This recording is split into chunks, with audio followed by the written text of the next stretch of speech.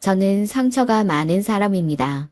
잊고 살려고 노력도 많이 하고 밝게 살려고 마음도 많이 먹었는데 잘 지내다가도 사람들의 이중적인 모습을 보거나 멘탈이 약간 흔들리거나 무너지는 상황이 되면 예전의 기억들이 저를 가만히 두지 않더라고요. 잊을래야 잊을 수 없는 기억은 엄마가 저를 보육원에 버려두고 간 그날의 기억입니다. 원장님도 그랬고 다른 모든 사람들이 그 기억을 잊으라고 했지만 제 손을 뿌리치고 가는 엄마의 뒷모습이 너무나도 아팠기 때문에 어른이 돼서도 다른 누구의 손을 잡는 게 쉽지 않더라고요. 잡은 그 손을 언젠가 놓아야 하는 그 상황이 생길 걸 알다 보니까 아직 제가 겁을 내는 것 같아요. 그 후로 그런 기억들이 너무 가슴에 남아서 겉보기엔 사람들과 잘 지내는 것 같아도 타인과의 깊은 유대감을 형성하지를 못했어요. 표면적으로 인사하고 표면적으로만 잘 지내는 그런 사람이었죠. 남자를 만나도 버려질까봐 쉽게 마음을 잘 열지 못했어요. 그건 첫 번째 잠시 만났던 남자가 많은 원인을 제공하기도 했지만요. 정말 거지 같은 남자였어요. 돈이 없어서가 아니라 인성이, 그 사람의 마음이 거지였죠. 오래 만나진 않았지만 여러 명의 여자들을 후보에 두고 뒤에서 어느 여자로 갈아탈까 저울질하면서 고르더라고요. 있던 정도 얼마 없었지만 정말 오만장이 다 떨어졌죠. 그 이후에는 진심으로 대시해오는 남자도 거부감이 들고 싫었어요. 대신 저는 죽을 듯이 공부했습니다. 누구에게도 나의 인생이 무시당하지 않으려고 정말 이를 갈았어요. 부모에게도 버림받았는데 세상 모든 사람들에게 업신여김을 받는다면 정말 살기가 싫을 것 같아서 내 존재 자체를 미워하고 싶지 않아서 그렇게 악에 악을 쓴 것 같아요. 여러분은 어느 정도로 공부해 보셨나요? 시험 기간에 벼락치기 정도? 아님 고시 공부? 저는 고등학교 때 변호사가 되기로 마음먹고 법대에 가려고 이를 갈았어요. 정말 애를 쓰고 갈 생각만 하니까 뒤에서 저를 후원해 주시는 후원자도 생기고 생활비도 학비도 도와주셔서 정말 도움을 많이 받게 됐죠. 누구신지 알려주시진 않았지만 그분 덕분에 학비 걱정하며 죽을 듯 알바하지 않고 할 수 있어서 너무 감사했습니다. 법대에 진학하고 나니 그 어렵다는 사법고시가 남았더라고요. 친구들 중에서도 상황이 어려워서 아르바이트를 하면서 공부를 하는 친구들도 많았는데요. 저는 고아였던 덕분에 지원받으면서 공부할 수 있는 이런 상황이 참 아이러니하더라고요. 그런데 사람이 마음이 참 그래요. 정작 학비는 해결됐는데 그 어렵다는 법대도 보란듯이 합격했는데 정말 죽을 듯이 공부가 하기 싫었어요. 적성에 그렇게 잘 맞지도 않았으니까요. 사실 저는 시를 쓰고 싶었거든요. 세상 모든 것의 소리를 듣고 그걸 사람들에게 전달해주는 직업 같아서요. 하지만 용기가 없어서 그런 직업을 가지지 못했습니다. 아름답게 살고 싶었지만 저는 아름답게 살 수 없는 사람이라 생각했죠. 태어나서 겪은 모든 것들이 그날 이후로 이미 아름답지 않은 삶이었으니까요. 죽기 살기로 공부했지만 정말 하기 싫다는 생각도 계속 올라왔고요. 너무 졸렸어요. 하기 싫은데 졸리니까 정말 더 힘들더라고요. 커피도 먹어보고 했지만 속만 아프고요. 그래서 제가 선택한 방법이 뭔 줄 아세요? 서서 공부하기였어요. 서서 공부하다가 벽에도 많이 부딪히고 책상 위에 쓰러지기도 하고 그랬죠.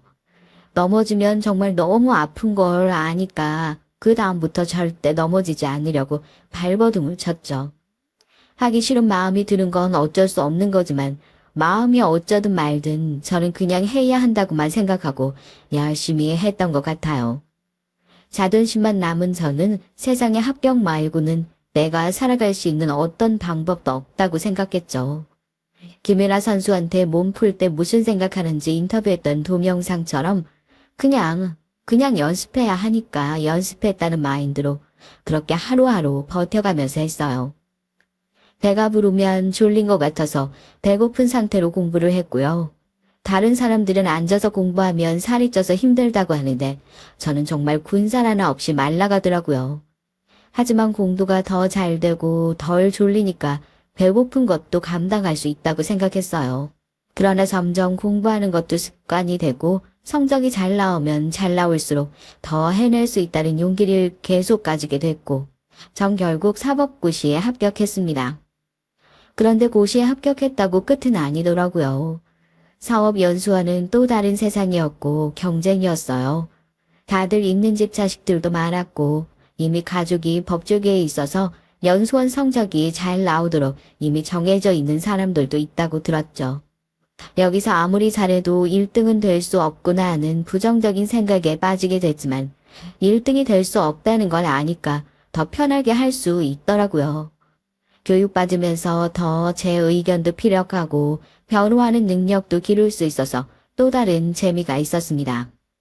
가끔 포기하면 더 힘이 나고 마음이 괴롭지도 않은 경우가 생기더라고요. 정말 의외였어요. 그렇게 좋은 성적으로 사법연수원을 졸업했어요. 성적은 좋지만 판사 검사는 되고 싶지 않아서 나중엔 결국 변호사를 선택했습니다. 하지만 역시 변호사가 되어서 세상을 보더라도 세상은 아름답지 않더라고요. 누구에게든 무시당하지 않는 일명 사자 직업을 얻었지만 내가 누군가를 진정으로 도와줄 수 있는 사람인지 확신이 잘 서지 않았어요. 대기업에 편이 되면 죄 없는 가난한 사람들이 이유 없이 혹은 없는 이유라도 만들어져서 죄인이 되기도 했으니까요. 그래도 열심히 했습니다. 늘 애를 써서 했던 것처럼 계속 애를 썼는데 가끔 숨이 잘 안 쉬어지고 머리가 핑 하고 돌더라고요. 결국 너무 힘든 나머지 공황장애가 온 거라고 하더군요. 항상 저는 내가 해야 한다. 나는 절대 포기하면 안 된다 라는 생각만 가지고 달렸는데 의사 선생님이 그러더라고요. 내 몸이 나 좀 힘드니까 날 좀 아껴줘야 하는 거라고요. 한 번씩 누군가에게 위로받고 싶고 내 업무의 고충이나 힘듦을 털어놓고 싶은 사람이 있었으면 좋겠다라고 생각했죠. 근데 정신과 선생님 말고는 그 누구도 그런 말을 할 수 있는 사람이 없더라고요. 그래도 정신과 선생님과 마음을 터놓을 수 있어서 다행이라고 생각했습니다. 어떤 변호사들은 이기기 위해서 상대 변호사들의 병원 기록까지도 몰래 입수해서 재판에 써먹는 걸 보고 힘들어도 병원에 가지 않기로 마음먹었어요. 내가 아프더라도 재판에서 이기는 게 좋은 거지, 내가 재판에서 지더라도 마음이 편안한 게 좋은 건지 생각하다가 결국은 제가 아파도 재판에서 이기는 쪽을 선택하는 게 더 좋겠다는 바보 같은 결론을 내렸었죠. 로펌에서 악착같이 이기는 것만 생각하면서 일을 하고 있는데 선배가 제가 증인을 설득해보면 좋겠다고 얘기를 하더라고요. 제가 사람과 교류를 잘하는 편이 아닌데 저 사람을 잘 설득할 수 있을지 모르겠다고 얘기를 하니까 네 경험이나 과거 얘기를 하는 것도 상대방 마음을 움직일 수 있는 한 가지 방법이라고 얘기를 하더라고요. 그 선배랑 그렇게 평소에 교류하거나 하지 않았는데 네가 하면 잘 될 것 같다는 얘기를 해서 왜 그러시지 했지만 증인을 만나서 우선 얘기들을 들어줬어요. 자기가 손해보고 싶지 않고 자기한테 손해가 끼치게 되면 자기가 증인이 되겠다고 마음먹은 걸 후회하게 될 텐데 그러고 싶지 않다는 거죠. 피해자에게 좀 미안해도 어쩔 수 없다는 거였어요. 저도 겁이 많고 이 험한 세상 어떻게든 끝까지 살아남아야 한단 마음이 많다 보니까 저도 증인이 돼서 증언을 해달라고 하면 누군가에게 위해를 받을까 하는 마음에 겁이 날 것 같아요. 선생님 마음이 충분히 이해가 가요. 여기까지 와주신 것만 해도 저흰 정말 감사합니다. 이해해 주시니까 그래도 마음이 편해지는 것 같네요. 다른 변호사님은 꼭 증인을 서줘야 한다고 계속 얘기해서 마음의 부담도 많이 되고 좀 많이 힘들었는데 변호사님은 이해를 해주시니까 정말 감사합니다. 근데 이렇게 하면 증인이 없어서 많이 불리하신 거 아니에요? 어쨌든 일은 순리대로 흘러가게 돼 있지 않을까요? 그런 생각을 했어요. 사실 이런 말 하면 좀 그런데 저는 참 운이 없지만 참 운이 좋은 사람이거든요. 사실 어렸을 때 엄마가 보육원에 저를 버리고 가셔서 거기서 성인이 될 때까지 자랐어요. 원래 저는 시인이 되고 싶었거든요. 참 예쁜 눈으로 세상을 바라보고 예쁜 글을 써서 사람들을 미소 짓게 하고 감동하게 하니까요. 근데 세상은 그렇게 아름답지도 않고 저는 다른 사람들에게는 세상에서 가장 약한 존재, 업신여김을 받을 수밖에 없는 존재더라고요. 그래서 절대 다른 사람들이 무시하지 못하는 직업을 가져야겠다 해서 그래서 가진 직업이 변호사예요. 처음에는 프라이드 때문에 가진 직업이었지만 나중에는 힘없는 사람, 이용당할 수 있는 사람들, 억울한 사람들 도와주는 일을 하면서 저도 같이 힐링이 되고 치유가 되는 느낌이 들더라고요. 누군가에게 버려진 내가 누군가를 도와줄 수 있는 존재로 사회에서 살아갈 수 있다는 성취감이 있다고 해야 될까요? 그래서 계속 이 일을 하고 있는 것 같아요.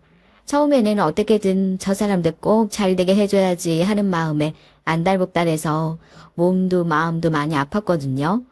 근데 지금은 제 삶도 돌이켜보고 어떻게든 일이 되는 방향으로 꼭 될 거라고 그걸 믿고 그렇게 해나가고 있어요. 정말 변호사가 되려고 법대에 들어올 때도 막막했는데 전 꼭 이 직업이 아니면 방법이 없다고 생각해서 배고픈데 밥도 안 먹고 공부했거든요. 그러니까 갑자기 후원자가 생겨서 제 학비를 다 내주셨어요. 아직까지 그분 이름도 누구신지 모르지만 항상 그 은혜에 감사하면서 살죠. 정말 하고자 하면 될 일은 어떻게든 되는 것 같아요. 전 그걸 믿고 이 일을 하는 것 같고요. 증인이 되어주시면 저희 정말 힘이 나고 좋겠지만 선택은 선생님 마음이 따르는 대로 하시면 돼요. 저희는 또 어떻게든 피해자분을 위해서 다 열심히 일하고 노력하고 애쓸 거니까요. 괜찮아요. 그런 얘기를 어떻게 그렇게 담담하게 하세요? 저 되게 감동받았어요. 그렇게 힘들게 애써서 공부하셔서 지금까지 이렇게 해오신 게 정말 대단하시네요. 제가 좀 부끄러워졌어요. 저도 피해자분 잘 되실 수 있도록 도울게요. 법원에 자주 왔다 갔다 하는 것도 좀 부담스럽고 저한테 혹시 피해가 올까봐 많이 불안했는데 혹시 신변 노출이 되지 않게 잘 처리해 주신다면 저 증인할게요. 제 보잘것없는 얘기에 이렇게 크게 마음을 먹어주셔서 정말 감사합니다. 절대 신변이 노출되지 않도록 철저하게 준비할 테니까 걱정하지 마세요. 오늘 내리신 결정이 후회되지 않도록 스케줄 때문에 불편하지 않게끔 저희가 정말 열심히 준비해서 꼭 이길게요. 정말 감사합니다. 저야말로 바른 판단을 내릴 수 있게 해주셔서 감사해요. 초연하게 얘기하셨지만 얼마나 치열하게 살아오셨고 지금도 얼마나 열심히 남을 도와주려고 하시는지 알겠고요. 그런 일이 없어야 하지만 나중이라도 살면서 변호사가 필요한 상황이 오면 꼭 변호사님께 찾아올게요. 존경합니다. 아니, 별 말씀을요. 용기 내주셔서 정말 감사해요. 왜 선배가 제 인생을 얘기하라고 했는지 처음에는 몰랐는데 나중엔 알 것 같더라고요. 제가 얼마나 치열하게 여기까지 왔는지 담담하게 얘기하면 사람들 생각이 바뀔 거라는 말이 그래도 맞아 떨어졌어요. 마음을 고쳐 먹어준 증인들 덕분에 저는 재판에서 계속 승소했고 저는 능력 있는 변호사라는 인정을 받게 됐습니다. 하지만 부와 명예가 생겨도 제 마음속의 외로움, 의지할 곳 없는 괴로움이 한 번씩 저를 찾아오면 계속 머리와 마음이 분리된 채로 살아야 했죠? 제 아픈 마음을 죽여가면서요. 그러면 엄마가 떠나가는 그날의 악몽을 계속해서 꾸곤 했습니다. 악순환이었죠. 그러던 어느 날 제 사무실로 전화가 왔어요. 30년 전에 헤어졌던 제 엄마라고 하더군요. 믿어지지 않았지만 신문에 난 기사를 보고 한 번은 어인 걸 알았다고 하시더군요. 저를 버리고 가서 잘난 남자 만나서 잘 살고 있을 거라고 생각했어요. 못 살고 궁핍한 것보다 날 버리고 가서 잘 사는 게 훨씬 좋겠다. 그렇게 생각했죠. 그런데 실제로 만난 엄마는 세상에 너무 최악이었습니다. 얼굴에 가죽만 있는 것처럼 삐쩍 말라있고 행색이 너무 초라했어요. 몸도 어딘가 불편해 보였고요. 하지만 한눈에 엄마라는 걸 알아볼 수 있었어요. 내 손을 잡아주던 엄마의 오른손에 있는 갈색 점이 그대로 있더라고요. 나를 버리고 갔는데 왜 이렇게 불행하게 살아? 이런 마음의 소리를 결국 입 밖으로 낼 수가 없었죠. 살면서 한 번도 엄마를 용서해 본 적이 없는데 그냥 참 많이 힘드셨겠구나. 그 생각만 들더라고요. 비쩍 마른 손과 몸, 그리고 핏기 없는 얼굴에 너무 초라한 옷, 한동안 밥도 제대로 못 드신 것 같더라고요. 미연아, 못난 엄마랑 밥 한 끼만 할래? 네, 제가 사드릴게요. 국밥 괜찮으세요? 그래, 국밥 좋다. 자주 먹던 국밥집으로 갔는데 엄마는 그 마른 얼굴로 웃으면서 국밥을 드시더라고요. 국밥을 다 드시고 미연아, 내가 많이 미웠지? 또 이런 모습으로 찾아와서 미안하다. 널 두고 가는 게 아니었는데 정말 미안해. 엄마 원망 많이 했었는데 사실 좀 전까지도 엄마 계속 원망하면서 살아왔어요. 하지만 이렇게 용기 내서 온 것도 고맙고 볼 수 있어서 좋았어요. 또 내가 엄마한테 뭔가 사줄 수 있어서 좋았고요. 사는 곳은 있으세요? 밥 사드실 돈은 있어요? 내가 초라하게 왔지만 사는 데도 있고 밥 사 먹을 수 있는 돈도 있어. 네가 보고 싶어서 온 거야. 다음에 또 혹시 배고프시거나 힘드시면 제가 식사 정도는 모셔드릴 수 있으니까 찾아오세요. 제 번호예요.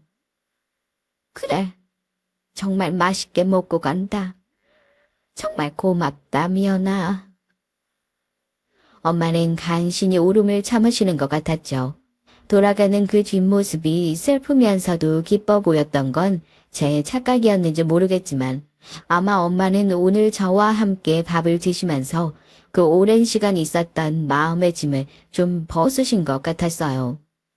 저도 그렇게 헤어져서 집으로 돌아가는 길에 마음 한구석이 따뜻해지더라고요. 참 오랜만에 뒤척이지 않고 기분 좋게 잠에 들었습니다. 세상에 근데 어떻게 이런 일이 생길 수 있을까요? 너무 놀라서 심장이 터져버릴 지경이었죠. 그렇게 헤어진 다음날 엄마 비서라는 사람이 찾아왔어요. 전 이무연 씨 비서 되는 사람입니다. 무연 씨가 어머니 되시나요? 네, 맞습니다. 근데 우리 엄마한테 비서라니 엄마가 무슨 일을 하시죠? 이무연 씨는 무역 사업을 하고 계십니다. 자세한 건 나중에 어머니한테 들으시고요. 오늘은 이걸 전해드리러 왔어요. 아래쪽에 사인만 하시면 위에 제시된 금액 200억을 받으실 수 있습니다. 네? 그게 무슨 말씀이세요? 아니, 갑자기 아무런 설명도 없이 이렇게 얘기하시면 제가 뭘 믿어야 할지 모르겠네요. 서류라도 보여주세요. 빨리요. 저는 서류를 한참이나 들여다봤어요.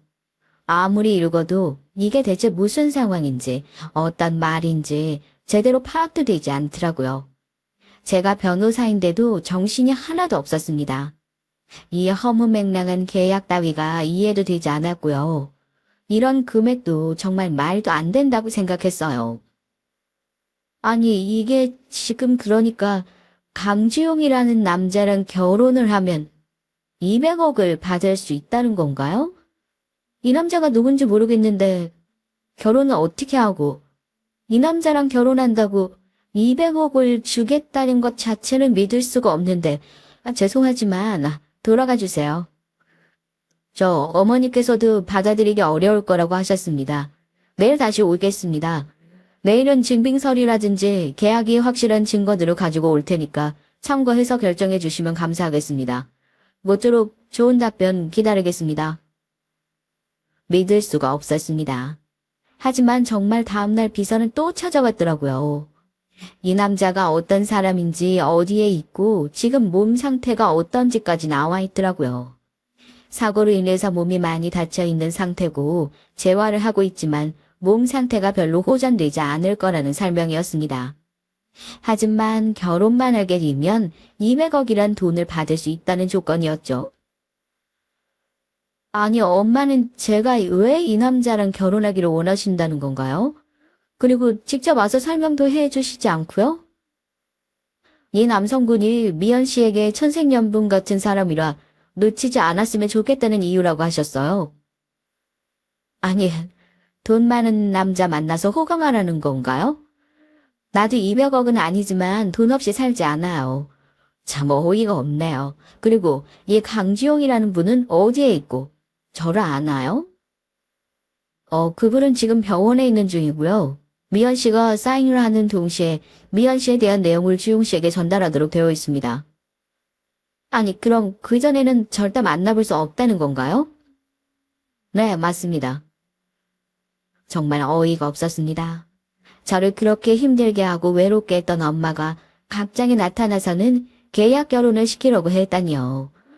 남자들에게 기대란 걸 했었다가 뒤통수 맞은 순간들, 이후로도 남자 보기를 돌같이 보고 해오던 지난 날이었는데 갑자기 결혼해. 게다가 아픈 사람이라니. 근데 엄마가 이렇게 하는 데는 뭔가 이유가 있지 않을까.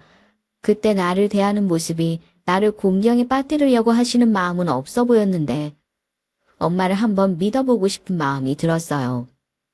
뭐 때문에 나랑 잘 어울릴 거라고 생각했는지 궁금해지기도 했고요. 사실 살면서 200억이란 돈은 너무 큰 돈이라 실감도 체감도 되지 않았죠.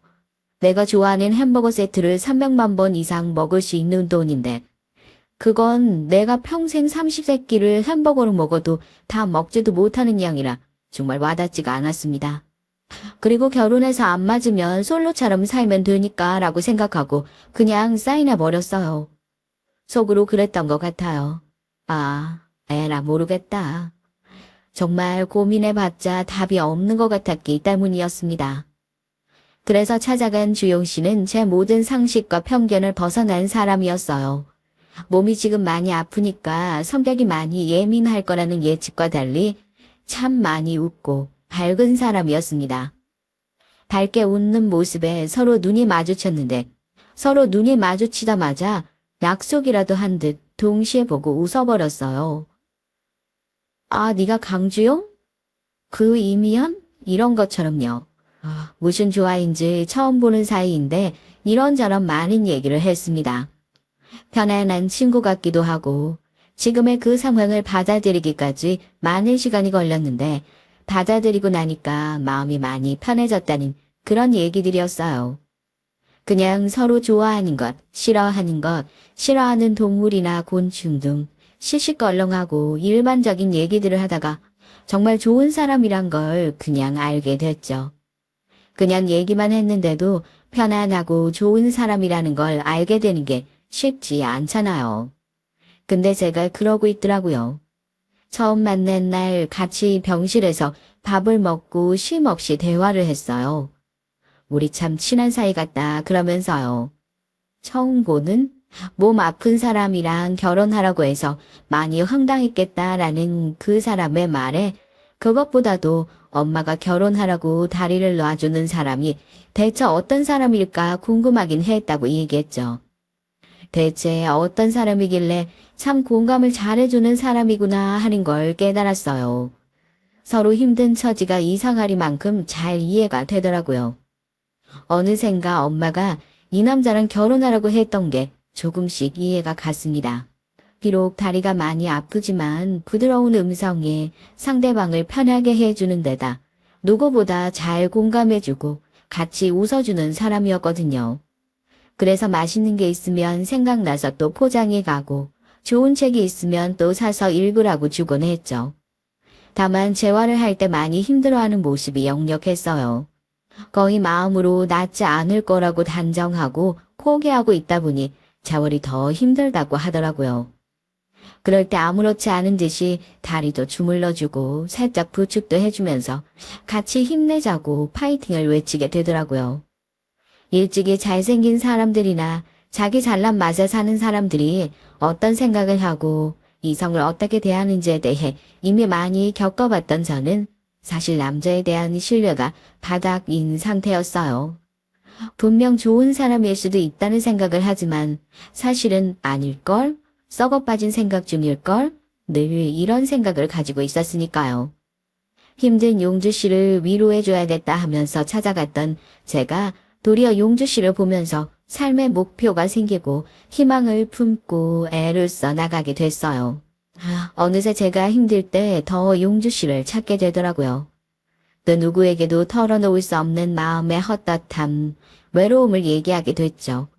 그리고 일상의 시시껄렁한 이야기들까지. 그러다가 용주 씨가 사고가 난 이야기도 해주더라고요. 아빠랑 아빠 여자친구분이 계셨는데 두 분은 정말 잘 맞는 사업 파트너셨대요. 애정 관계가 아니라 정말 우정의 관계로 돈독하셔서 일찍 엄마가 돌아가신 용주 씨에게 엄마 역할을 해주셨다고 해요.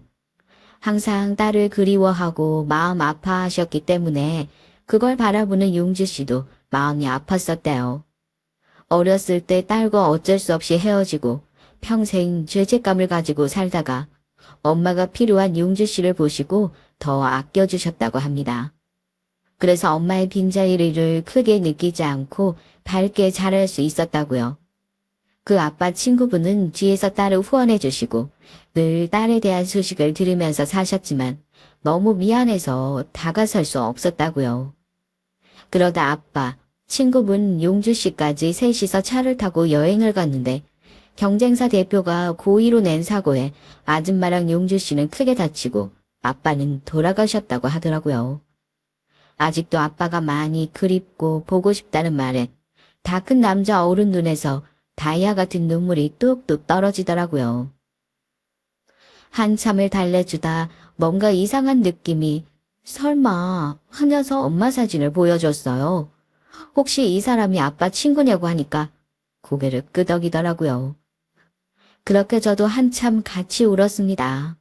아, 내가 정말 도움이 필요한 순간에 나를 항상 지켜보고 나를 도와줬던 게 엄마였구나. 세상 혼자가 아니었구나 하는 생각에 웃음이 나면서도 눈물도 펑펑 나더라고요. 나를 지켜보면서 한참을 죄책감으로 힘들었던 엄마구나. 그래서 좋은 사람이라고 생각했기에 용주 씨랑 결혼하면 좋겠다고 생각하셨나 보다. 그래서 그렇게 말도 안 되는 조건을 걸면서 결혼하라고 하신 건가? 하는 생각이 들었습니다. 그래서 용주 씨를 꼭 안아줬어요. 잠시 당황하더니 제 품 안에 안겨서 한참을 울고 웃더라고요. 그 모습이 귀엽기도 하고 안쓰럽기도 해서 잘 달래줬습니다. 이렇게 꼭 안아주면 나는 기대하게 돼요. 혹시 나를 좋아해서 그러나 하는 기대요. 제가 다리를 다쳐서 좀 불편한 거지 신체 능력이 아예 다 떨어진 건 아니라서 이러면 설레요.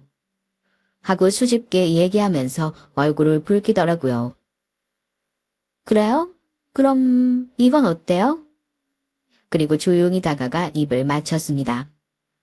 나 용주 씨 좋아하는 거 몰랐어요? 나 처음 봤을 때부터 좋아했는데. 좋아하는 티도 많이 냈고요. 혹시 용주 씨를 불쌍해하거나 안타까워해서 그러는 거 아니라 정말 마음으로 잘 됐으면 좋겠고 나 역시 용주 씨한테 의지하고 기대고 싶은 마음이 들었어요. 아마 용주 씨랑 있으면 내가 더 많이 위안받고 건강해지고 있는 것 같아요. 그리고 무엇보다 내가 많이 좋아하는 것 같아요. 그리고 서로 다정히 눈을 맞추고 한참 더 입을 맞췄습니다. 둘이 동시에 말했어요. 우리 결혼할래요? 우리 결혼할래요? 참 동화 같다는 생각이 들 정도로 우리는 예쁜 사랑을 시작했습니다. 어떤 사람들이 보면 저를 참 철이 없다고 생각할지도 모르겠어요. 아니면 돈을 보고 저런 장애가 있는 남자와 결혼한다고 생각했을 수도 있고요. 하지만 그 사람이 되어보지 않으면 정말 그 사람의 마음을 알 수 없잖아요. 저는 처음으로 마음이 통하고 믿을 수 있는, 신뢰할 수 있는 사람을 찾았다고 생각해서 사랑을 시작한 거랍니다. 살면서 처음 이런 느낌 받았고 이런 생각을 가지게 됐어요. 드디어 내 삶에도 이런 사람이 있다는 것에 깊이 감사를 느꼈답니다. 그리고 더 열심히 용주 씨 재활을 도와주기 시작했어요. 엄마로부터 비롯된 관계였지만 엄마가 저에게 너무나 큰 선물을 준 거나 다름없잖아요. 신뢰할 수 있는 사람이 생기니까 제 마음이 예전과 정말 많이 달라지더라고요. 항상 의심하고 주변 사람의 호의도 고맙게 받아들일 줄 몰랐었는데 작은 것 하나에도 웃게 되고 감사하다는 말의 횟수가 정말 많아졌죠. 제가 이렇게 변하게 될지 정말 몰랐는데 이런 변화가 너무 신기하고 감사하더라고요. 아는 인맥을 총동원해서 유명한 재활의사를 수소문 했어요. 지금 치료받고 있는 분도 대단한 분이셨지만 꼭 다리를 낫게 해주고 싶었거든요. 오랜 시간 힘들고 외로운 시간을 보낸 사람한테 진정한 자유를 주고 싶었습니다. 제가 항상 용주 씨를 보러 찾아가는데 용주 씨도 제가 보고 싶을 때 마음대로 찾아가고 싶다고 얘기를 하는 게 너무 마음 아팠어요. 가서 맛있는 점심도 사주고 싶고 퇴근 시간까지 기다렸다가 픽업도 해주고 싶고 밤새 차를 타고 달려서 바닷가도 가고 싶고 너 닮은 애도 생기면 참 좋겠다. 우리처럼 어린 시절 외롭게 보내지 않도록 내가 놀면서 애만 키울게. 애 하나만 낳아주라. 아님 둘도 좋고. 알겠어. 자기 돈 좀 모아둔 거 있어? 돈 지금부터 열심히 모아서 애 키울 때 같이 놀자. 둘이 같이 키워야 좀 덜 힘들 것 같아. 그러려면 자기 체력도 많이 키워야 하는 거 알지? 건강한 사람들 힘들다니까 우리 지금부터 같이 운동하자. 빨리 일어서 나도 할게. 어렵게 수소문해서 재활 전문 의사 선생님과 함께 재활을 시작했어요. 그 분야의 전문이시다 보니까 정말 세세하게 컨디션을 체크하시고 훈련을 시키시더라고요. 더 고통스러운 하루하루가 지나갔지만 점점 더 다리에 힘이 생기고 호전되는 게 제 눈에도 보였죠. 마음을 비우고 있었지만 저와 함께 미래를 생각하고 꿈을 꾸고 목표가 생긴 덕분인지 몰라도 용주 씨는 결국 일어서고 보행이 가능해졌습니다. 2년을 거의 누워 있었고 앉아있기만 했던 사람인데 정말 기적이었어요. 만난 지 1년 만에 같이 카페도 가보고 걸어서 손을 잡고 산책도 했습니다.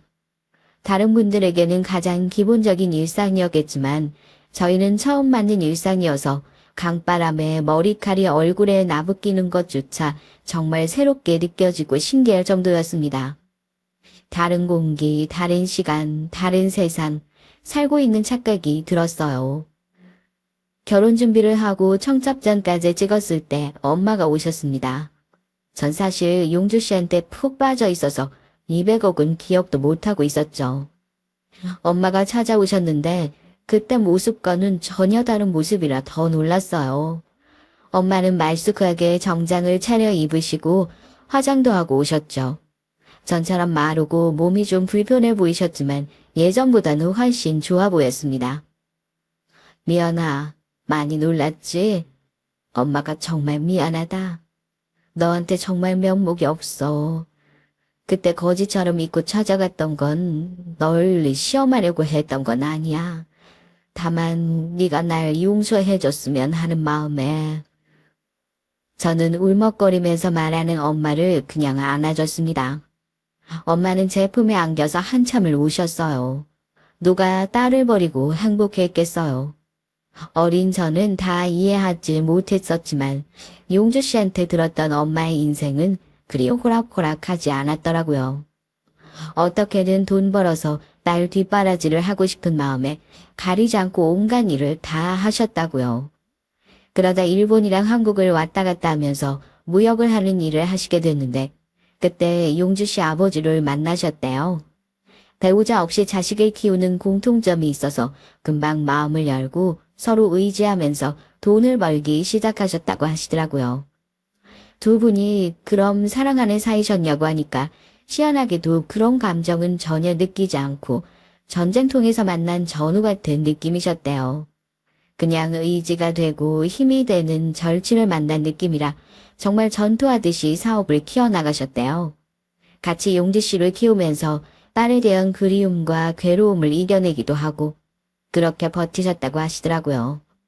전투적으로 사업을 키우고 하다 보니까 과열 경쟁이 되는 때도 있었대요. 경쟁 업체에서 불법적인 방법을 통해서 사람을 시켜 사고를 냈고 그 사고로 아저씨는 돌아가시고 두 분은 심하게 다치셨다고 합니다. 조금만 더 벌고 미연이 만나러 가야지, 조금만 더 벌어야지 하다가 다쳐서 죽을 수도 있겠다는 생각에 더 미루지 않고 급하게 찾아왔는데 그런 엄마를 제가 따뜻하게 맞아줘서 정말 고마우셨대요. 내처지더라도 계속 찾아가야지 마음먹고 있었는데 국밥을 한 그릇 사주면서 배고프면 찾아오라고 번호를 주는데 마음이 너무 눈물이 나서 더 대화를 길게 못하고 돌아가셔서 펑펑 우셨대요. 더 일찍 찾아오지 못한 후회가 너무 크다고 하시더라고요. 저렇게 정 많고 착한 애가 엄마 없이 얼마나 상처를 많이 받고 얼마나 외로웠을까 생각하니 눈물밖에 안 나오셨다고 하시더라고요. 그래서 꼭 착한 용주랑 만나게 해줘야겠다 생각하셨대요. 엄마는 예전부터 사윗감으로 용주 씨를 점 찍으셨대요. 준수한 외모에 운동도 곧잘 하고 또 항상 아빠 생각하는 마음을 늘 표현하고 성실하게 삶을 마주하는 모습에서 우리 미연이도 저런 남자를 만나서 건강하게 살아가면 좋겠다고 생각하셨나 봐요. 결국 원하시던 대로 이렇게 연인이 된 우리를 보고 손을 꼭 잡고 정말 고맙다고 해주셨습니다.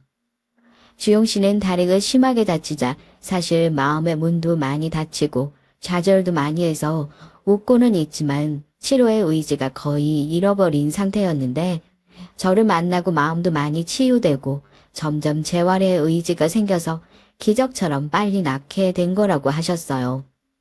하지만 제일 신기한 건 용주 씨 아버지였습니다. 용주 씨 아버지는 사고가 나거나 다칠 걸 미리 직감하셨는지 다른 사람 모르게 예전부터 유언장을 작성하셨대요. 그 유언장 내용이 특이하게도 내가 불의의 사고나 병으로 일찍 죽는다면 나의 전 재산을 아들에게 물려주고 혹시나 내 절친한 사업 파트너인 미연 엄마의 딸과 내 아들이 결혼하게 된다면 공동 명의로 그 재산을 양도한다 였대요. 그래서 엄마는 저한테 용주 씨랑 결혼하면 200억을 주겠다고 얘기한 거였다고 해요. 그 유언장을 사고가 나기 전에 한 달 전에 작성하셔서 변호사 공증도 받으셨다고 합니다. 엄마는 내용이 너무 황당해서 처음엔 믿기지도 않으셨대요. 누가 장난치는 줄 알았다고 하실 정도였으니까요. 그런데 둘이 만났는데 신기하게도 둘이 너무 잘 어울리고 서로 좋아하게 되면서 용주 씨 아버지가 선견지명이 있었던 건지 아님 둘이 잘 될 수 있게 하늘에서 도와준 건지 모르겠다고 울다가 또 웃으시며 얘기하시더라고요. 그리고 엄마한테는 둘이 자식처럼 꼭 아끼고 사랑해달라고 당부하셨다는 거예요. 그걸 듣는데 정말 눈물이 나더라고요. 덕분에 딸도 찾았고 아들 같은 사위도 건강해져서 정말 좋다고 하셨습니다. 정말 사람이 사는 데는 여러 가지 모습들이 있는 것 같아요. 의도치 않게 너무 외로운 시간을 보내야 할 때도 있고 힘들지만 괴로운 각종 경험들을 하면서 스스로 강해지고 극복해 나가야 하는 시간들도 있고요. 저는 이제 제 인생에서 사랑하는 가족들과 함께 뜻깊은 시간을 보낼 수 있는 시기가 온 것 같아요. 살면서 내가 좋아하는 사람이 나를 좋아해 줄 수 있는 확률이 정말 적다고 하잖아요. 그런 것처럼 살면서 그 어느 날 나도 다른 사람처럼 행복하게 주변 사람들과 사랑을 나누고 일상을 나눌 수 있는 그런 행운이 저에게 찾아온 것 같아요. 원래 그런 것들을 가지고 있었던 사람들은 제 말이 전혀 믿기지 않을지도 몰라요. 저희는 상의 끝에 서로에게 이렇게 큰 돈이 필요 없다고 생각하고 재활치료재단을 설립하기로 했어요. 치료비가 부족해서 재활치료를 못 받는 분들에게 저렴하게 양질의 치료를 받을 수 있게 도와드리기로요. 그리고 보육원도 운영하기로 했습니다. 어렸을 때 저같이 사랑을 못 받았던 아이들이 조금이라도 더 건강하고 밝게 자랄 수 있도록 해주고 싶은 마음이 커서 시작하게 된 것 같아요. 그러던 와중에 김석구라는 사람이 찾아와서 사과를 하더라고요. 바로 그 사고를 낸 장본인이라고 했어요. 근데 이상한 말을 흘리고 갔습니다. 미안합니다. 내가 그 여자 말에 홀리지만 않았어도, 이렇게 사람으로서 못할 짓을 하지는 않았을 텐데, 정말 미안해요. 내가 일부러 그런 거 아닙니다. 그 여자가 앞으로 우리를 절대 이길 수 없을 거라고, 우리가 이미 다른 업체들이랑도 다 장기로 계약을 맺었다고, 앞으로 너희는 고립될 거라고 울음장을 넣는 바람에, 그 말에 욱해서 차를 들이받긴 했는데, 그렇게까지 심하게 다치고 사장이 죽을 줄은 몰랐어요. 정말 미안합니다.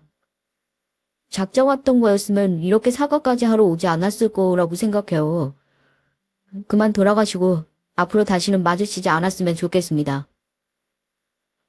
이 모양 그 여자가 돈까지 쥐면서 사고 치라고 시키지만 않았어도 그 사고는 일어나지 않았을 거예요. 다 그 여자가 원흉이에요.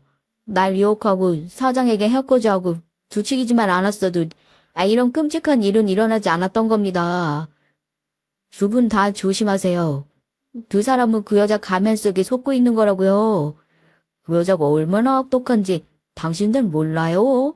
뒤에서는 나랑 내연 관계를 가지고 우리 회사 기밀 다 빼돌리고 자기한테 유리하도록 모든 걸 조작해서 경쟁에서 우릴 떨어뜨렸다고요. 그리고 강 사장 유언장도 그 여자가 조작한 거예요. 자기 딸한테 재산 물려주고 싶어서 유언장 손댄 거라고요. 네? 무슨 말씀이세요? 우리 장모님이 그럴 리가 없어요. 오로지 우리를 사람으로 길러주시고 챙겨주신 분이에요.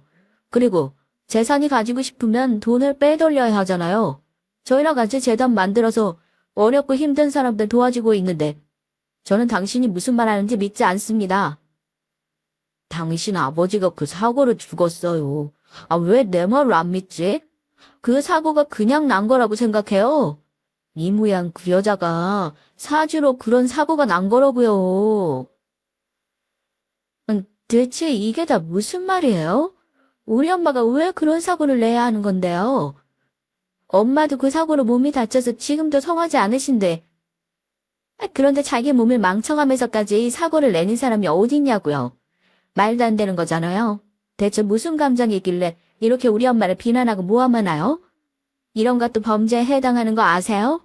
명예훼손에 해당되는 죄를 지금 짓고 계십니다. 당신 버리고 간 엄마를 용서했어? 보육원에서 힘들게 당신을 버리고 간 엄마를 어떻게 용서할 수 있지? 말도 안 되는 얘기지. 당신 엄마가 왜 집을 나왔는지 알아?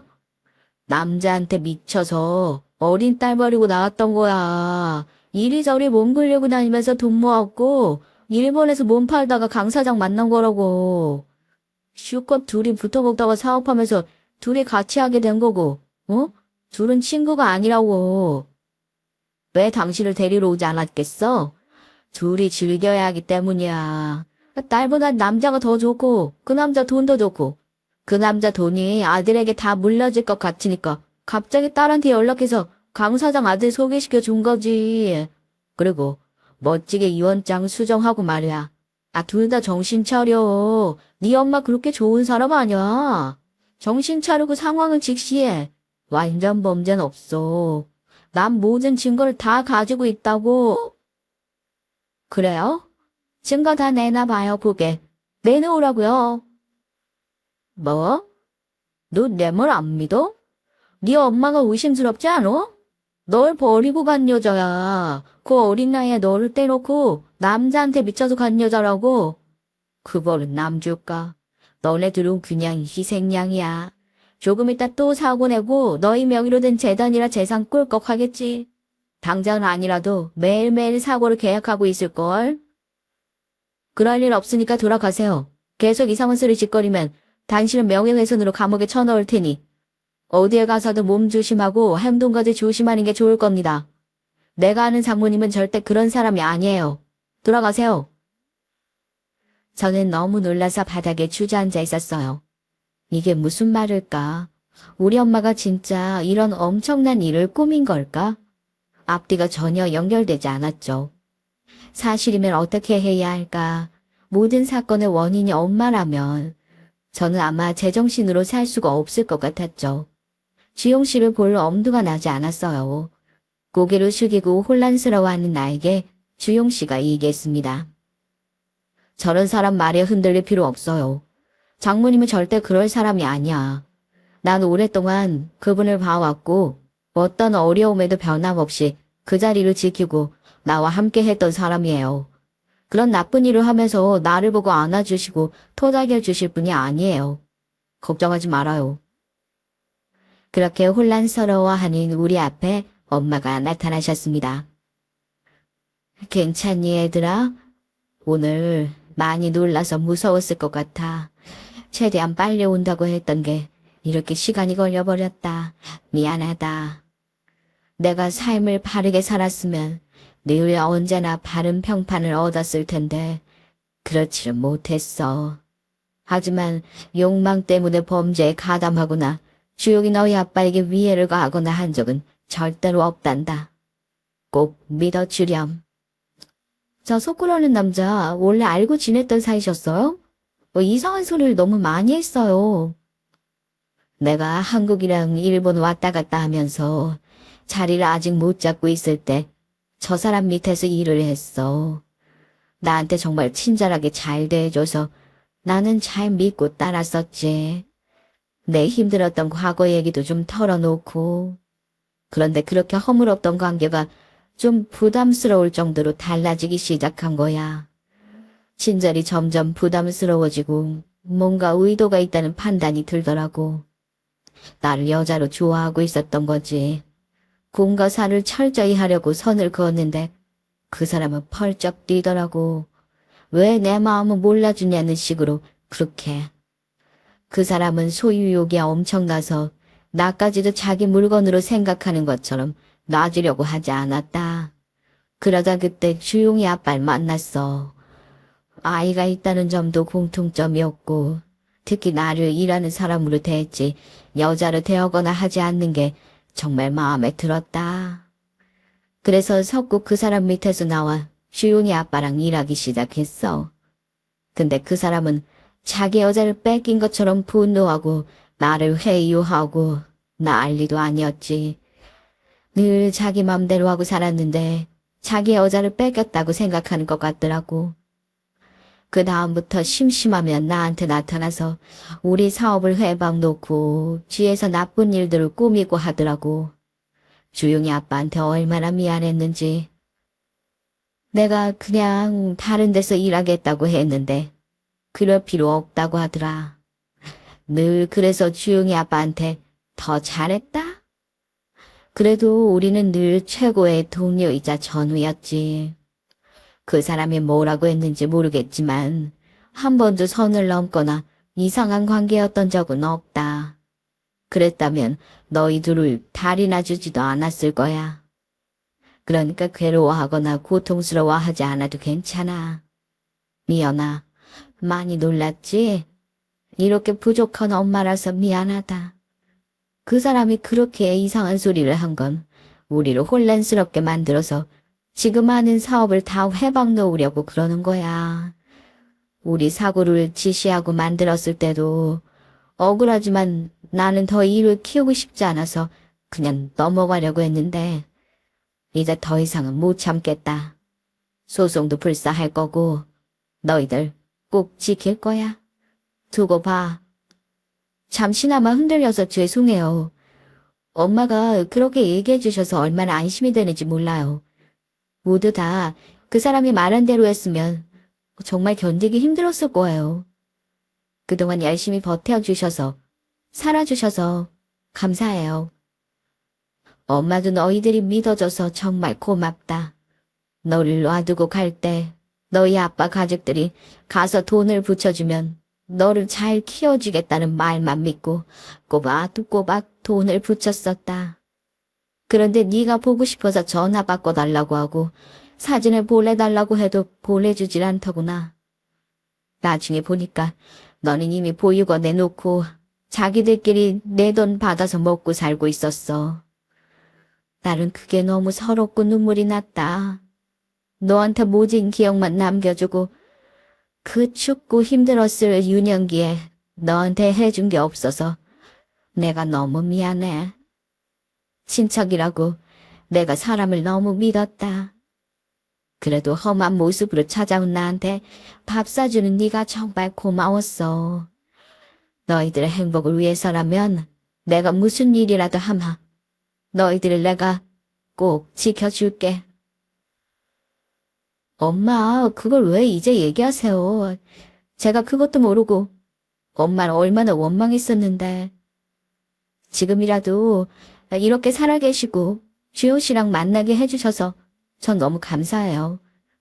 평생의 반려자까지 찾아주셨잖아요. 이제 우리 같이 행복할 일만 남았으니까 아까 그 사람을 신경 쓰지 말고 잘 해봐요. 재단도 잘 운영해 나가고요. 네, 장모님. 그동안 정말 고생 많으셨어요. 이렇게 좋은 사람, 그 귀한 딸을 저한테 보내주셔서 정말 감사해요. 좌절에 빠져있던 저도 이렇게 일으켜 주셨으니까 저도 아까 그 사람이 저의 행복을 무너뜨릴 수 없게 조치를 취할게요. 장모님 걱정 마세요. 법조인으로서 그 남자를 조사해보니까 여러 비리 정황, 살인 사주 등 여러 가지 범죄에 연루된 증거들이 나오더군요. 결국 감옥에 수감되고 저희는 예정대로 사업에 제대로 착수할 수 있었죠. 제가 어렸을 때 살았던 보육원을 조금 더 규모를 키우고 여러 선생님들을 채용해서 아이들이 엄마의 빈자리를 최소한으로 느끼게끔 노력을 많이 했어요. 그리고 다른 지역에 있는 많은 보육원들의 지원의 폭도 서서히 늘려가고요. 그리고 주용 씨를 고쳐주셨던 재활 전문 선생님을 모셔서 많은 재활치료 선생님들도 양성하고 재활이 필요한 많은 환자들이 편하게 생활할 수 있게 시설도 갖추었고요. 또 정신과 선생님들도 모셔서 의지를 가질 수 있도록 하는 프로그램들도 많이 만들었습니다. 혼자서는 할 수 없는 일들이었기에 많은 사람들이 이 일에 참여하고 나서줬어요. 그냥 다른 우리가 힘들었던 만큼 다른 사람들에게도 도움이 됐으면 좋겠다고 생각해서 만들어졌던 재단인데 정말 많은 사람들이 도와줘서 유명하고 믿을 수 있는 곳이라고 소문이 났습니다. 연예인이나 유명인들도 많이 기부해 주셔서 지금도 잘 운영이 되고 있습니다. 누군가의 도움을 받기만 하는 삶에서 누군가를 진심으로 도와줄 수 있고 베풀 수 있는 삶을 살게 돼서 정말로 성공했다고 생각해요. 이제 사랑하는 엄마도 제 옆에 계시고요. 제가 버림받은 게 아니었고 누구보다도 사랑받고 있었다는 사실이 저를 정말 다른 사람으로 만들었습니다. 나누고 베푸는 게 행복한 사람이 됐어요. 바빠서 그냥 지나치려다가 그래도 조촐하게 저희 결혼식을 올렸습니다. 그래도 처음 하는 결혼이니까 예쁘게 사진도 찍고 조금 있으면 태어날 우리의 아기 천사에게도 결혼식 사진을 보여주면 좋겠다는 생각이 들어서 하게 됐어요. 엄마는 아빠가 없어서 신부 행진을 못하니까 슬프다고 하셔서 엄마랑 저랑 주용 씨가 같이 입장하기로 했어요. 가운데서 엄마가 저희랑 한 번씩 안아주시고 들어가시는 걸로요. 그렇게 하니까 이색적이고 재밌어서 좋았죠. 아이가 생기니까 살면서 점점 욕심보다는 기도하는 마음으로 살게 되는 것 같아요. 부모님들도 보면 종교가 없으시다가 아이 키우고 사회생활하면 종교로 가지시는 분들이 많더라고요. 근데 그 마음이 이해가 갔습니다. 이 험한 세상 자식이 아무 일 없이 잘 자라고 제 앞가림 잘할 수 있게 그리고 나도 점점 나이가 들어가지만 병에 걸리거나 아파서 자식들에게 짐되는 일 없도록 가더라도 편히 갈 수 있게 뭐 그런 마음으로 빌게 되는 것 같아요. 엄마나 주변 어르신들께 여쭤보면 다들 비슷한 소원을 빌고 계시더라고요. 그것도 참 재미있는 것 같아요. 다 자식이 잘 됐으면 하는 마음. 나도 행복해야겠지만 자식이 행복하면 나 또한 행복한 마음. 그게 참 감사한 것 같아요. 엄마는 아직도 얘기하세요. 항상 고맙고 미안하다고요. 다음 생에도 내가 엄마로 태어나서 그때는 더 행복하게 살게 해주고 싶다고요. 자식이 있으신 분들은 다들 이런 마음이시겠죠? 오늘 여러분들도 가족들과 행복한 하루 보내셨으면 좋겠어요. 그 하루하루가 모여서 앞으로도 쭉 내내 다들 행복하셨음 합니다. 저도 더 열심히 살고 사랑하고 행복할게요. 안녕하세요. 저는 서울에서 꾸준히 살고 있는 30대 중반의 주부예요. 결혼한 지 그리 오래되지 않은 것 같은데 어느덧 시간이 이렇게 되었네요. 이상하게 결혼하고 나면 시간이 아주 빠르게 지나가는 것 같아요. 한편으론 제 예쁜 나이가 시대고로 인해 하도 고생을 해서 그런지 너무 덧없이 흘러가 버린 것 같습니다. 그런 부분이 다소 저를 우울하게 만드는 게 있답니다.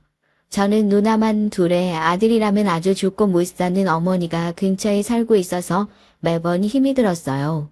오죽하면 옆집 할머니가 산후조리 중인 저희 집에 놀러 오셨다가 어머니한테 뭐라고 했다니까요.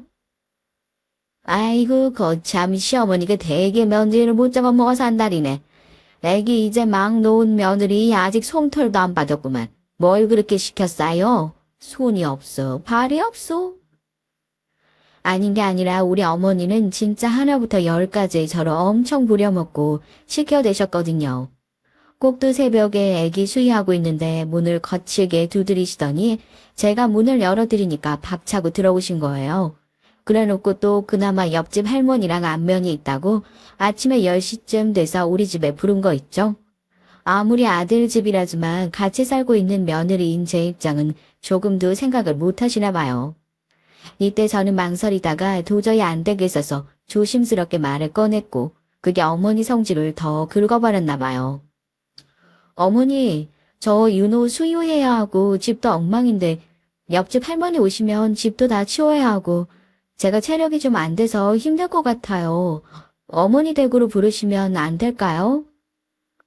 이 말을 끝내기가 무섭게 어머니는 눈에서 번갯불을 뿜어내면서 소리를 뻑뻑 지르시더라고요. 그 모습에 정말 저는 질리다 못해 혐오감이 들었어요. 뭐야? 아니 바로 컷집구석 놔두고 왜 우리 집으로 불러? 버스 타고 더 들어가야 되는구만. 모처럼 왔으니까 잠깐 부른 건데. 왜 네가 해라 말아야, 어? 너희가 네 집이야? 어? 우리 영석이 집인데. 내가 내 아들 집에 와서 그런 것도 못해? 어머니는 이렇게 와곽 소리를 질러대면서 손주가 저득방에서 자다 깨서 울든 말든 관심도 없으시더라고요. 아, 아니다. 저한테 가서 얼른 애기 재우라곤 하시더라고요. 야, 애기 했잖아. 얼른 뭐 좀 먹여서 재워라, 얼른. 아유, 쟤 배고프다고 보채 잤냐. 저는 이때 얼마나 성질이 나던지, 잠 못 잔 사람이 얼마나 예민하고 제정신이 아닌지 여기 아이 키워보신 분들은 다 아실 것 같은데요. 며칠은 못 자고 떡이 되어 눈 밑은 아주 시커멓다 못해 누가 일부러 검은 칠을 해놓은 마냥 심각했어요. 그런 며느리한테 와가지고 아침부터 밥 달라, 떡 달라, 커피 달라 그러면서 집 꼴이 이게 뭐냐 어쩌냐는 시어머니 말이에요. 다른 분들은 어떻게 생각하시나요? 시어머니로서 아들 집에 와서 그 정도는 해도 된다고 생각하시나요? 아마 여기서 우리 어머니 편 드시는 분들이 많다면 전 좀 실망스러울 것 같아요. 아무튼 우리 어머니는 그런 분이에요. 아무리 남편의 어머니라고 하지만 조금의 존경심도 애착도 생기질 않더군요. 어쩌다가 이런 사람과 인연을 맺게 돼서 이따위 소리로 들으면서 내가 이러고 있나 싶어 정말 죽을 맛이었죠. 저도 당시에 산후조리할 무렵에 제정신이 아닐 때라 조금만 어머니가 더 건드리고 속을 긁어댔으면 같이 들이받고 싸웠을지도 몰라요. 결혼 전이나 결혼 후 신혼 초 그리고 임신 막달까지만 해도 저는 이렇게 어머니한테 할 말 다 하는 타입은 아니었어요. 그냥 바보같이 멍청하게 늘 참고 살았죠. 하지만 아기 낳고서 누워있는 저한테 이따위 소리를 하시는 걸 보니까 제대로 한을 품게 된 거예요. 어이구 새끼 하나 겨우 낳아놓고 아프다고 앓는 소리 하는 거 아주 꼴 보기 싫어 죽겠네. 너 지금 그렇게 누워서 세상 팔자좋게 있는 거 아니었으면 아주 그냥 꿀밤을 콩 하고 찍어버렸을 텐데 다행인 줄 알아라. 너 남들은 너보다 더 한 곳에서 두셋씩 낳았어. 뭘 대단한 일을 했다고 왕궁 같은 조리원이니 뭐니 그런 곳에 쳐 들어가지고 지 남편 등에 빨대 꼽아. 아유 정신 빠져도 아주 제대로 빠져먹었어. 그렇게 돈 많으면 나아가줘라. 응? 어머니는 대놓고 욕만 안 하셨을 뿐 이렇게 늘 말을 상스럽게 하시는 분이셨죠. 병실에서 간호사들이 수시로 왔다 갔다 하는데 제 앞으로 온 병문안 선물 같은 것도 다 먹어치우시고 남은 건 본인이 싸들고 가시던 분이에요. 우리 아빠가 인사 오셨는데도 제대로 쳐다보지도 않고 아주 기분 나쁘고 불쾌하다는 듯 눈도 안 마주치시더라고요. 안녕하세요, 서돈. 잘 지내셨어요? 아유, 우리 귀여운 손지가 태어났네요. 미니가 아주 고생 많았다. 정서방한테 연락 받았어요. 정서방도 같이 봐주느라고 고생 많았겠네요. 아빠가 정말 예의상 사경을 헤매다가 이제 쉬고 있는 딸을 앞두고 사위를 조금 높여준 것 뿐인데 어머니는 그걸 낼름 물어지시더라고요. 진짜 너무 얄밉고 뱀처럼 느껴졌어요. 어떻게 본인 아들의 자식을 낳아준 며느리의 부모 앞에서 말을 그따위로 하나요? 아이고, 말이야 말이지 우리 영석이가 고생 많이 하긴 했죠. 요즘 여자들은 뭐가 그렇게 약해 빠져가지고 애 낳고 조리하는 데까지 지 남편 끌고 다닌대요. 남편 없으면 죽나? 아니 애가 나오다가 아빠 없으면 못 나온다고? 하여간 일하느라 힘든 우리 아들을 못하러 이렇게 휴가 길게 내게 하고 끌고 다니면서 그 고생을 시키는지 아유 내가 그냥 아주 안쓰러워 죽겠네. 와 진짜 이게 사돈 앞에서 며느리 친정 아빠 앞에서 할 말이냐고요. 그러면서 아빠가 저 먹으라고 사온 과일들, 미음식 끝나고 먹길 바래서 사오신 간식들 나중에 본인이 다 챙겨가신 거예요. 너무 어이가 없어서 심지어 제가 한마디 했다니까요. 저 어머니, 그거 저희 아빠가 저 먹으라고 주신 건데요. 그건 그냥 두고 가세요. 나중에 제가 갖고 들어갈 거예요. 그러자 어머니는 저를 획 째려보시더니 기분 나쁘다는 식으로 말하시더라고요. 야, 니까 건 아깝다고 지금 붙잡는 거야 나를? 너 어차피 이거 못 먹어. 이거 먹으면 조리하다 몸 상해. 다 상해서 버리면 니네 아빠 속상이 스특하냐? 그러지 말라고 내가 가져가서 네 아버지랑 먹겠다는데 그게 뭐 어디 웬 동네 할망구가 훔쳐가는 양 그렇게 잡을 일이야? 어머니 딸은 제가 기분 나빠하는 걸 어찌 느끼긴 하셨나 봐요. 그걸 알면 그냥 좀 냅둘 것이지 애 놓은 지 하루도 안 된 며느리한테 저러고 싶을까요? 하여간 앞서 얘기로 돌아가면 그러고 있을 즈음 옆집 할머니가 띵동 하고 벨을 눌러서 집에 오신 거예요. 그래서 어쩔 수 없이 어머니와 저 사이에 불이 붙으려다가 일순간 꺼지고 말았죠. 아 뭐예 손님 오셨잖아. 얼른 문 열어드려라. 그러면서 무슨 어머니 댁에 제가 얹혀 살고 있느냐 제가 조금이라도 엉덩이 깔고 앉아있는 꼴을 못 보겠다는데 시켜드시는 거예요. 오만상을 찌푸리면서 문을 열어드렸고 옆집 할머니는 절 보자마자 얼굴이 왜 이러냐며 깜짝 놀라셨죠. 아이고 세댁 얼굴이 왜 그랴? 세상에 얼굴이 곱되고 왔는데 아유 역시 애 놓는 게 보통이 아니야. 나도 피부 엄청 좋았었어. 그런데 애 셋 연달아 놓고 아주 그냥 꼭 상해버렸지. 아이고 옷은 또 왜 이렇게 얇게 입고 있어? 바람 들어. 이러다가 나중에 몸살 난다고. 이러면서 할머니가 제 역정을 들어주는 모양새가 우리 어머니에겐 아주 거슬렸나 봐요. 본인이랑 수다 떨고 놀려고 불렀는데 기분 나쁘게 며느리 편들어주는 소리나 하고 있으니까 언짢으셨던 거죠. 그런데다 어머니는 저에게 조금도 쉴 틈을 주지 않고 본인이 시루떡 들고 먹다가 가루 흘린 것도 저보고 불러서 이거 닦으라 시키고 TV 모니터에 먼지가 꼴 보기 싫다며 닦으라고 하고 커피 식었으니까 더 뜨겁게 타오라고 시켜대길 아주 세상 그런 개진상이 없도록 시켜대시더군요. 그러니 보다 못한 옆집 할머니가 한마디 한 거예요. 왜 그렇게 못 부려먹어서 안달이 났냐고요. 하긴 우리 어머니 성격에 많이 참았죠. 현관 들어서면서부터 옆집 할머니가 제 역성 들어준 거며 왜 며느리 시켜먹냐고 하는 말까지 다 꼴 같자는 거예요. 버럭하고 성질을 내면서 마음에 안 들면 가라고 부를 때는 언제고 막 쫓아내시더라고요. 아이고 이 여편데 왜 그렇게 남의 일에 관심이 많아요?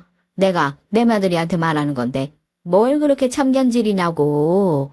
내가 평소에 좋게 봐서 좀 놀다가 불렀더니 왜 그리 잔말이 많어. 아우 됐고 시끄러우니까 할 일 없으면 가요. 가라고. 옆집 할머니는 이 말에 기가 막힌다는 표정으로 어머니와 저를 번갈아 가며 보시더니 혀를 내두르시더라고요. 할머니 품에서 겨우 울며 잠든 우리 애를 조심스레 침대에 내려놓으시더니 아주 불쾌하다는 듯 인상이 확 구겨지셔서는 바로 횡하니 나가셨어요. 어머니도 제발 집에 좀 가버리셨으면 좋겠는데 그러고 구석에서 쿨쿨 주무시고 계신 모습을 보니까 진짜 복장이 터질 것 같더라고요. 문제는 어머니는 그러고 절대 집에 가지 않고요. 우리 집에 시누이까지 불러대는 거예요. 큰 시누이는 그나마 결혼해서 바쁜 편이었지만 둘째 시누이는 결혼을 안 했거든요. 이따 어머니가 아주 때 아닌 망언을 하시더라고요. 며느리 속을 아주 까맣게 태워서 죽일 생각을 하고 오신 건지 써니 때 지금까지의 일은 아무것도 아니었다는 걸 깨닫게 됐습니다. 어머니, 그게 무슨 말씀이세요? 아가씨가 왜요? 아가씨가 왜 저희 집에서 살아야 되는데요? 아무리 눈을 껌뻑이는 어머니를 정면으로 응시하며 물어도 어머니는 불리한 대답을 할 때는 늘 그렇듯 눈을 피하시더군요. 제 쪽은 제대로 보지도 않고 대충 얼버무리라는 그 모양새가 진짜 역겨웠어요. 그게 아니. 네 시누이가 글쎄 독립을 한다잖냐. 아유, 직장도 직장이고 혼자 사는 거 아직 위험하잖아. 지 엄마 아빠랑 난 살겠다고 하고. 그나마 니네 집이랑 가까우니까 여기서 출퇴근 좀 하잔 말이야. 내 말은. 아유, 길게 살 것도 없어. 1년이면 돼, 1년. 이때 현기증이 후루룩 느껴지면서 정말로 저는 의자나 뭐라도 잡아야 할 지경이었어요. 심지어 이 말하고 얼마 안 되어 시누이가 왔는데 둘이 얘기는 진지게 되었던지 시누이는 우리 애기 방을 휙 둘러보더니 이런 말을 하는 거예요. 언니, 근데 왜 애기 침대 안 옮겼어요? 나 이 방 쓰면 되는 거 아니었나? 나 어디서 자요? 아니, 제가 여기서 첨언을 하자면요. 시댁은 우리 집에서 버스 타고 15분 정도 걸리는 거리에 있어요. 신우는 우리 집 부근에 있는 사무실에 취직을 하게 됐고요. 그게 그렇게 먼 건가요? 그리고 독립이고 뭐고 뭔 일이 있던 간에 지 본가에서 출퇴근해도 15분 거리고 아니면 말만 따라 독립해서 알아서 살면 되잖아요. 그걸 왜 우리 집에서 해야 되는 거냐고요. 보다 못한 저는 신우에게 따졌고 어머니는 어디서 자기 딸한테 짜증을 내냐며 그날 아주 거지 같은 싸움을 벌였다고 해도 조금 과언이 아닌 상황이 일어났어요. 너무 웃긴 건 신우마저 저에게 안달복달을 했다는 거죠. 언니, 저 엄마 말대로 1년 아니고요. 딱 3개월만 살게 해줘요. 네? 엄마도 그래도 언니네서 좀 지내고 마음이 놓이면 그때 집 얻으라고. 그래야 돈 보태준다고 했단 말이에요. 좀만 봐주면 안 돼요? 이러면서 정말 거짓말 아니고 제 바지를 붙잡고 막 빌더라고요. 정말 해도 너무하지. 어떻게 아기 낳은 지 한 달도 안 된 산모한테 이럴 수가 있는 건가요? 회사에서 이런 거 아무것도 모른 채 형원이 일만 하고 있을 남편 머리채를 잡고 싶은 심정이더라고요. 아가씨, 저 지금 확답 못해요? 이 방이요. 우리 윤호 태어날 거 생각하면서 꾸몄던 방이에요. 저 애기장은 심지어 아가씨가 사준 거예요. 기억 안 나요? 여기서 어떻게 사겠다고 말을 해요. 독립할 거면 원룸 얻어서 나가면 되잖아요. 저 아는 동생들은 아가씨보다 더 어려도 알아서 잘들 독립해요. 아니 그냥 지금 말할게요. 우리 집은 안 돼요. 아시겠죠? 그 말을 듣자마자 어머니의 보르령이 제 등 뒤를 스치면서 네가 뭔데 어쩌고 저쩌고 하는 시끄러운 소리가 들려왔지만 전 너무 지겨워서 그건 여기 따로 언급하지도 않을게요. 아무튼 저는 너무 싫어서 그날 진짜 어머니랑 아가씨가 뭐라고 윽박지르고 조르고 우는 소리로 해도 들어주지 않았어요. 얼마나 스트레스를 받았으면 제 스스로 머리카락을 마구 헝클어뜨리면서 뽑고 있더라고요. 그날 떠들썩한 분위기 속에 그 둘을 쫓아보낸 다음 밤늦게 퇴근한 남편은 정말 머리가 다 뽑히도록 저한테 설교를 들었어요. 알겠어? 자기가 직접 얘기해. 나 진짜 이러다 사고 친다. 이런 식으로 나오면 여기 아가씨 살라고 하고 나랑 윤호는 이 집에서 사라질 거야. 그렇게 알아. 알겠어? 전 더 말하기도 귀찮고 낮 시간 내내 목이 쉬도록 그들과 싸운 게 억울해서 남편에게는 간단 명료하게 말을 했어요. 아무래도 머리도 헝클어지고 며칠 못 자고 누구랑도 싸울 준비가 되어 있는 저를 보고 남편은 이따만큼은 숨을 훅 참고 제가 하는 대로 조용히 따라야겠다 생각했나 봐요. 아무튼 신우이가 우리 집에서 같이 산다는 그 말 같지 않은 얘기는 조용히 흘러가 버리고 어머니도 저에게 두 번 다시 그 얘기를 언급하지 않았어요. 신우이는 결국 그대로 1년여 더 본가에 머물다가 도저히 못 참겠는지 알아서 근처로 독립을 했더라고요. 아무튼 그건 그렇고 또 다른 사건이 있었는데요. 솔직히 전 제가 어머니에게 실망할 만한 일이 또 있을 거라고 생각은 못했어요. 그냥 늘 실망의 연속이고 그 색깔이 다를 뿐인데 왜 시간이 더 지나고 결혼 연차가 쌓이면 나아질 거라고 생각을 했을까요? 어머니는 참 나쁜 쪽으로 한결같으신 분이시더라고요. 그때는 우리 시댁 쪽 먼 친척의 결혼식이 있던 날이었는데요. 그날 어머니는 우리가 모두 다 같이 움직이는 모양새에 꽤나 자신감이 있으셨나 봐요. 그날 한껏 화려하게 꾸미고 오셔서는 엄하게 며느리인 저를 자기 비서인 양 사람들 앞에서 부리시는 거예요. 그리고 더 웃기지도 않은 건 이 모든 건 본인이 그렇게 무시당하고 억압받았던 신우이 앞에서 내가 이렇게 며느리한테 대접받고 부리고 산다는 걸 보이고 싶어서 그랬던 거예요. 너무나도 못난 마음 상태 아닌가요? 어휴, 저놈의 고모년들. 진짜 내가 저것들 보면 치가 떨려. 어쩌다가 저런 것들이랑 망할 시어머니 모시고 한 집에 5년이나 살았는지 몰라. 저한테 그렇게 구성지게 욕을 해놓으시고선 막상 시고모님들 오시니까 언제 그랬냐는 듯 얼굴 싹 바꾸고 호호 웃으시더군요. 그러면서 더 어이가 없는 게 고모님의 며느리들이 인사를 하니까 세상 다정한 남의 집 시어머니처럼 구시는 거예요. 전 어머니가 하는 말을 듣고 너무 기가 차서 거의 눈알이 빠질 것 같은 얼굴로 어머니를 쳐다봤어요. 아, 그래요? 아이고, 이번에 애기 낳았다고요. 고생 많았겠어요. 아이고, 애기 낳느라고 얼굴이 다 상했네. 그럴 때는 남편한테 산후조리도 좀 시켜달라고 하고 여기저기 좀 도움을 청해. 몸조리 잘해야지. 안 그러면 여자는 큰일 난다고. 아니, 본인 며느리한테나 그 10분의 1만큼이라도 좀 해보시지. 왜 그렇게 남의 며느리한테 싹싹하게 구신대요? 듣고 있는데 진짜 아주 웃기지도 않은 거예요. 본인 며느리는 뼈가 빠지도록 부려먹고 안 아플 수도 있었던 걸 골병 나도록 부려먹고서 말이에요. 보면 볼수록 너무 어이가 없어서 코웃음만 쳐지더라고요. 그 중에서도 절 더 열받게 했던 건 바로 시누이들이었어요. 제 엄마한테 착 감겨서는 은근히 저를 까는 소리를 하더라고요. 우리 엄마는 뭐 며느리 복이 없다나요? 아니, 사람은 상대적인 건데 그럼 저는 시어머니 복은 있는 거고요. 우리 엄마 너무 불쌍해. 고모들은 저렇게 돈 잘 버는 며느리 만나가지고 명품백도 덕덕 받고 심지어 전에는 집에 청소하는 이모도 보내줬다면서? 아, 저쪽 며느리들은 진짜 고모들이 걱정이 하나도 없다니까. 아, 저렇게 잘하니까 고모들도 찍소리 못하지. 아우, 우리 집 며느리는. 아, 말을 말자. 내가 할 말은 많은데 그냥 안 하는 거야. 이제 입이 아프다 아주. 제가 뭘 어쨌는데요? 하고 저는 쫓아가서 따져 묻고 싶더라고요. 온 얼굴이 벌개져서 성질이 날 대로 난 저를 남편이 바로 눈치채고 그제서 뒤늦게 중재를 했죠. 좀 참어. 내가 이따가 다 들어줄게. 나한테 풀어 제발. 여기서 일 크게 만들지 말자. 저는 정말 이때 길 가다가 누가 저를 봤다면 기절할 듯 놀라지 않았을까 싶을 정도로 스스로 생각해봐도 정말 무서운 표정을 짓고 남편을 노려봤어요. 뭐?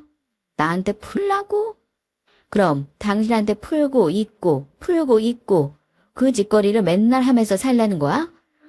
왜 당신이 해결해 주질 않아? 왜 엄마랑 누나들이 저렇게 입방정 떠는 거 알면서 그 입을 안 막아주고 내 귀만 막냐고, 어? 이거 진짜 강하고 세게 굴어대는 상대를 만나니까 저도 성질이 못돼지고 억세지는 것 같더라고요. 잔짜증이 늘고 길 가다 그냥 뻥 터져서 엉엉 울기도 하고 시어머니 전화번호가 제 핸드폰에 뜨기만 해도 온몸이 전율이 일어날 정도로 스트레스가 왔어요. 그나마 남편이 중간에서 아주 간신히 마치 찢어지고 흐물흐물해진 휴지로 구멍을 틀어막듯 아주 겨우 막고 있었답니다.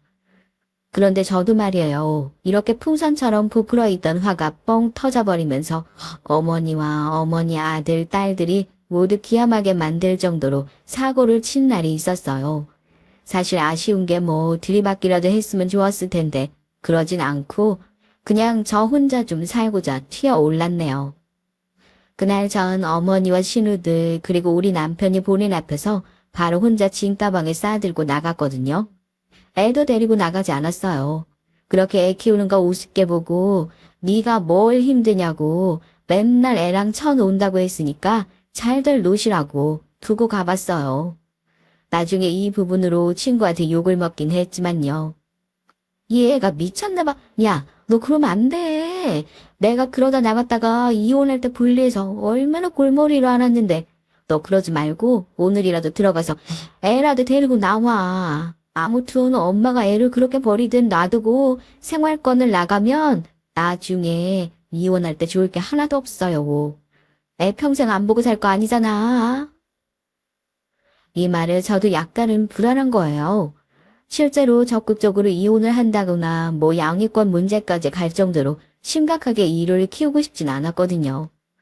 그래서 당장 들어가야 하나 생각도 했었지만 아무튼 고민을 해봐도 그게 썩 내키진 않았어요.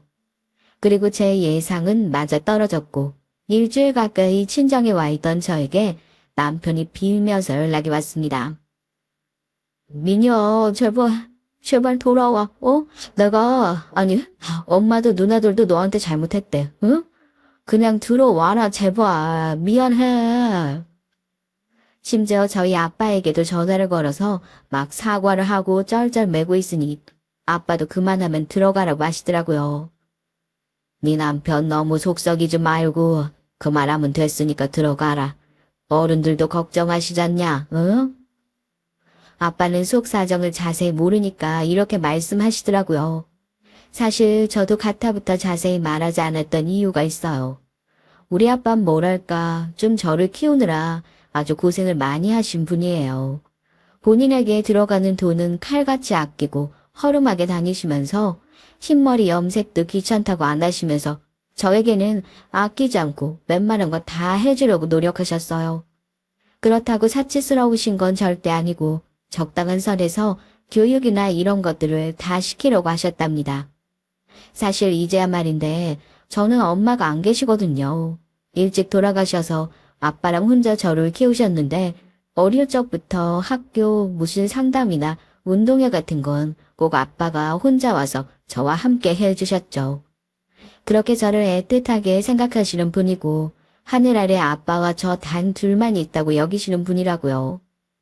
너무 물러터지게 사람이 착할 때도 있어서 답답하지만 그래도 일적인 면에서 확실하신 분이기도 해요. 예전에 제가 초등학교 6학년쯤 되었을 때였나 봐요. 아주 나중에 듣게 된 얘긴데 글쎄 그때 저를 가르치던 과외 선생님이 우리 아빠를 좋아했었나 봐요. 이 얘기는 제가 고등학교 가서 알게 됐지 뭐예요. 그 선생님이 아빠한테 정식으로 교제하고 싶다고 얘기를 했었어. 왜? 과외 그만두고 나서도 우리 집에 몇 번 전화 걸려왔었잖니? 아빠도 그렇게 막 나쁘게 생각하진 않았지. 하지만 아빠가 결혼을 고민하다가 그만뒀던 이유는 결국 저 때문이었어요. 아빠 민이만 있으면 돼. 그리고 말이야, 솔직히 말해, 이거 웃긴 얘기지만 아빠가 어릴 때 신데렐라 동화 얘기 아주 인상적으로 봤거든. 남자가 그런 거 보고 대단하게 여긴다면 다들 웃었지. 아무튼 아빠는 그게 되게 재밌었다. 이런 세계도 있구나 싶었지. 민이는 성냥팔이 소녀 얘기를 제일 슬프게 생각했지. 아빠는 신데렐라 계모 얘기가 그렇게 슬프더라. 왜냐면 아빠도 할머니가 일찍 돌아가시고 새할머니랑 살았잖아. 그래서 많이 생각나더라고. 결국 아빠의 말의 핵심이란 아빠가 새로운 여자를 데려왔을 때 저를 제대로 책임지지 못할까봐 걱정스러웠던 거예요.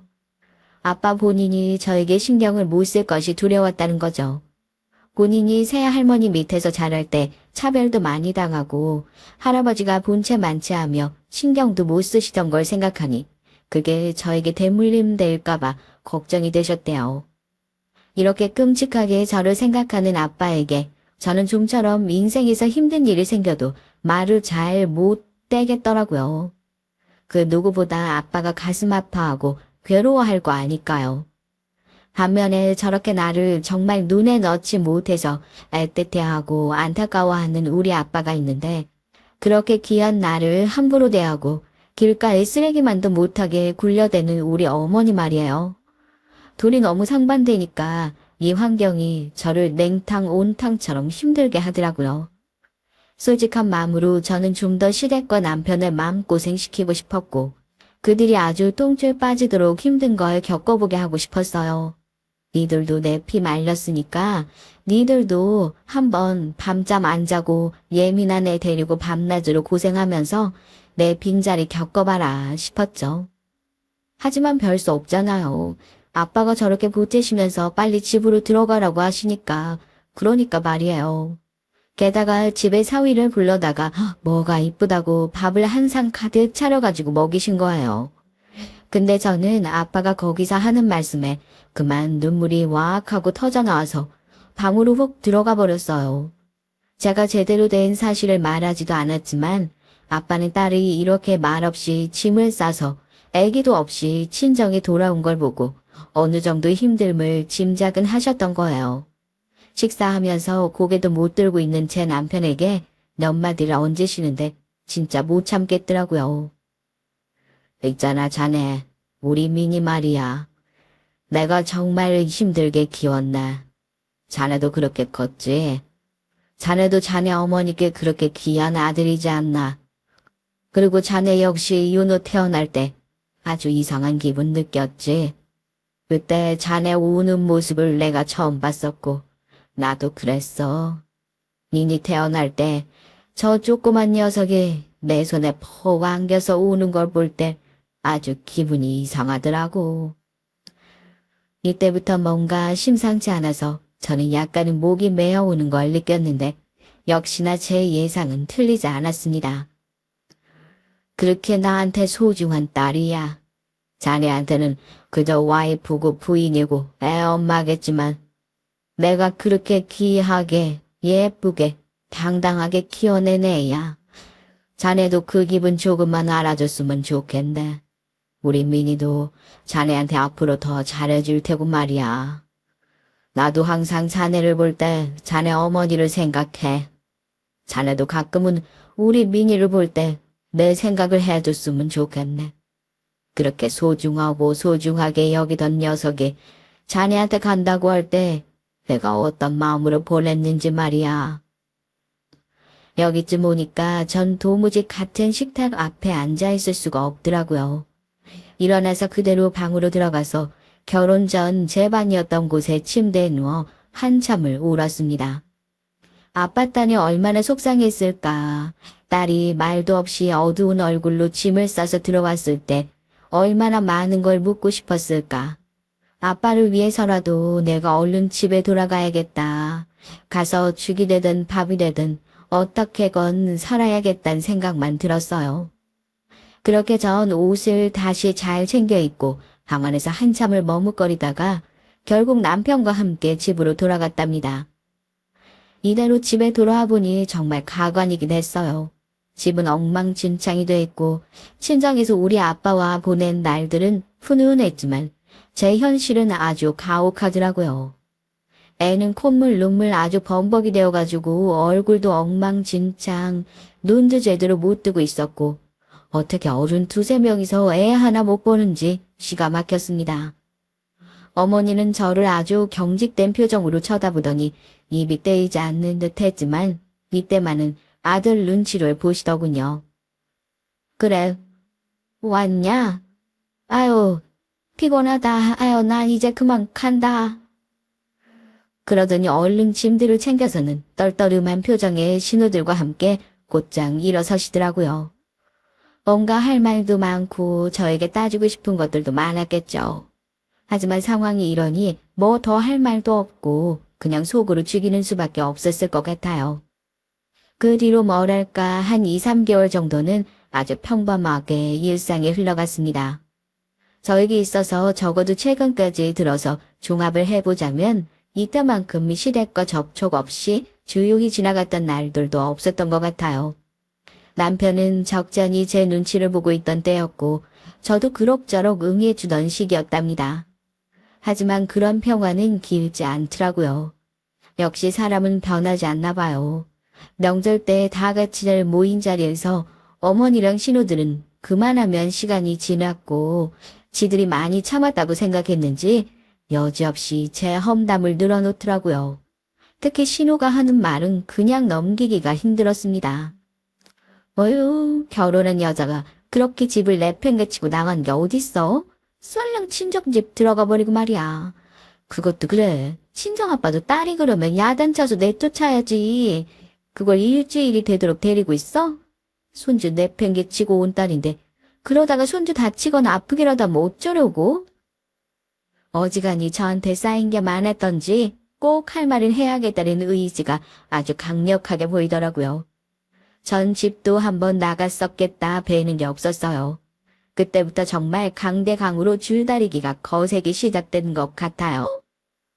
아니 왜 결과적인 것만 얘기를 하세요? 원인 제공한 건 쏙 빼놓고 말씀을 하시네. 제가 왜 나갔는지는 잊어버리신 거예요? 누가 보면 아무 일도 없이 제가 그냥 욱해서 짐 들고 나간 줄 알겠어요. 그러자 신우는 얼굴이 벌개지면서 곧장 따지더라고요. 지가 뭘 잘못했냐고요. 와, 진짜 몰라서 모르시나 봐요. 누구네 집은 이혼을 했는데 며느리가 더 잘 들어왔네 하시던 게 누구죠? 그날 어머니가 그런 말씀하셨던 거 아가씨도 모르지 않잖아요. 멀쩡히 애 키우고 잘 살고 있는 며느리 앞에서 어떻게 그런 말을 해요? 제가 그때 그냥 넘어가려고 했더니 기어이 일을 키우시네요. 한번 싸워보실래요? 남편은 전에 없이 드세진 저의 공격에 흠칫했는지 말리기 시작했고 어머니는 아들이 저렇게 말려대니 차마 그 앞에서 저를 저격할 수는 없었나 봐요. 아무 말도 않고 그냥 저만 쳐다보시는데 눈은 그대로 노려보면서 얼굴이 울룩불룩하게 움직이는 모양새가 꽤나 공포스럽더라고요. 전 그냥 안 참고 계속 말해버렸어요. 그리고 말이 나왔으니 말인데 이거 분명히 알아두세요. 아가씨가 먼저 시작한 거예요. 그쵸? 진짜 너무 치사하게 왜 제가 집 나간 것만 말해요? 본격적으로 나가버리게 만든 건 누구냐고요. 저 그날 아파서 죽을 것 같았는데 어머니랑 아가씨랑 와가지고 잘 자고 있는 윤호까지 깨웠죠. 애기 보고 가야 한다고 아가씨면서 깨워댄 게 누구냐고요. 누구예요?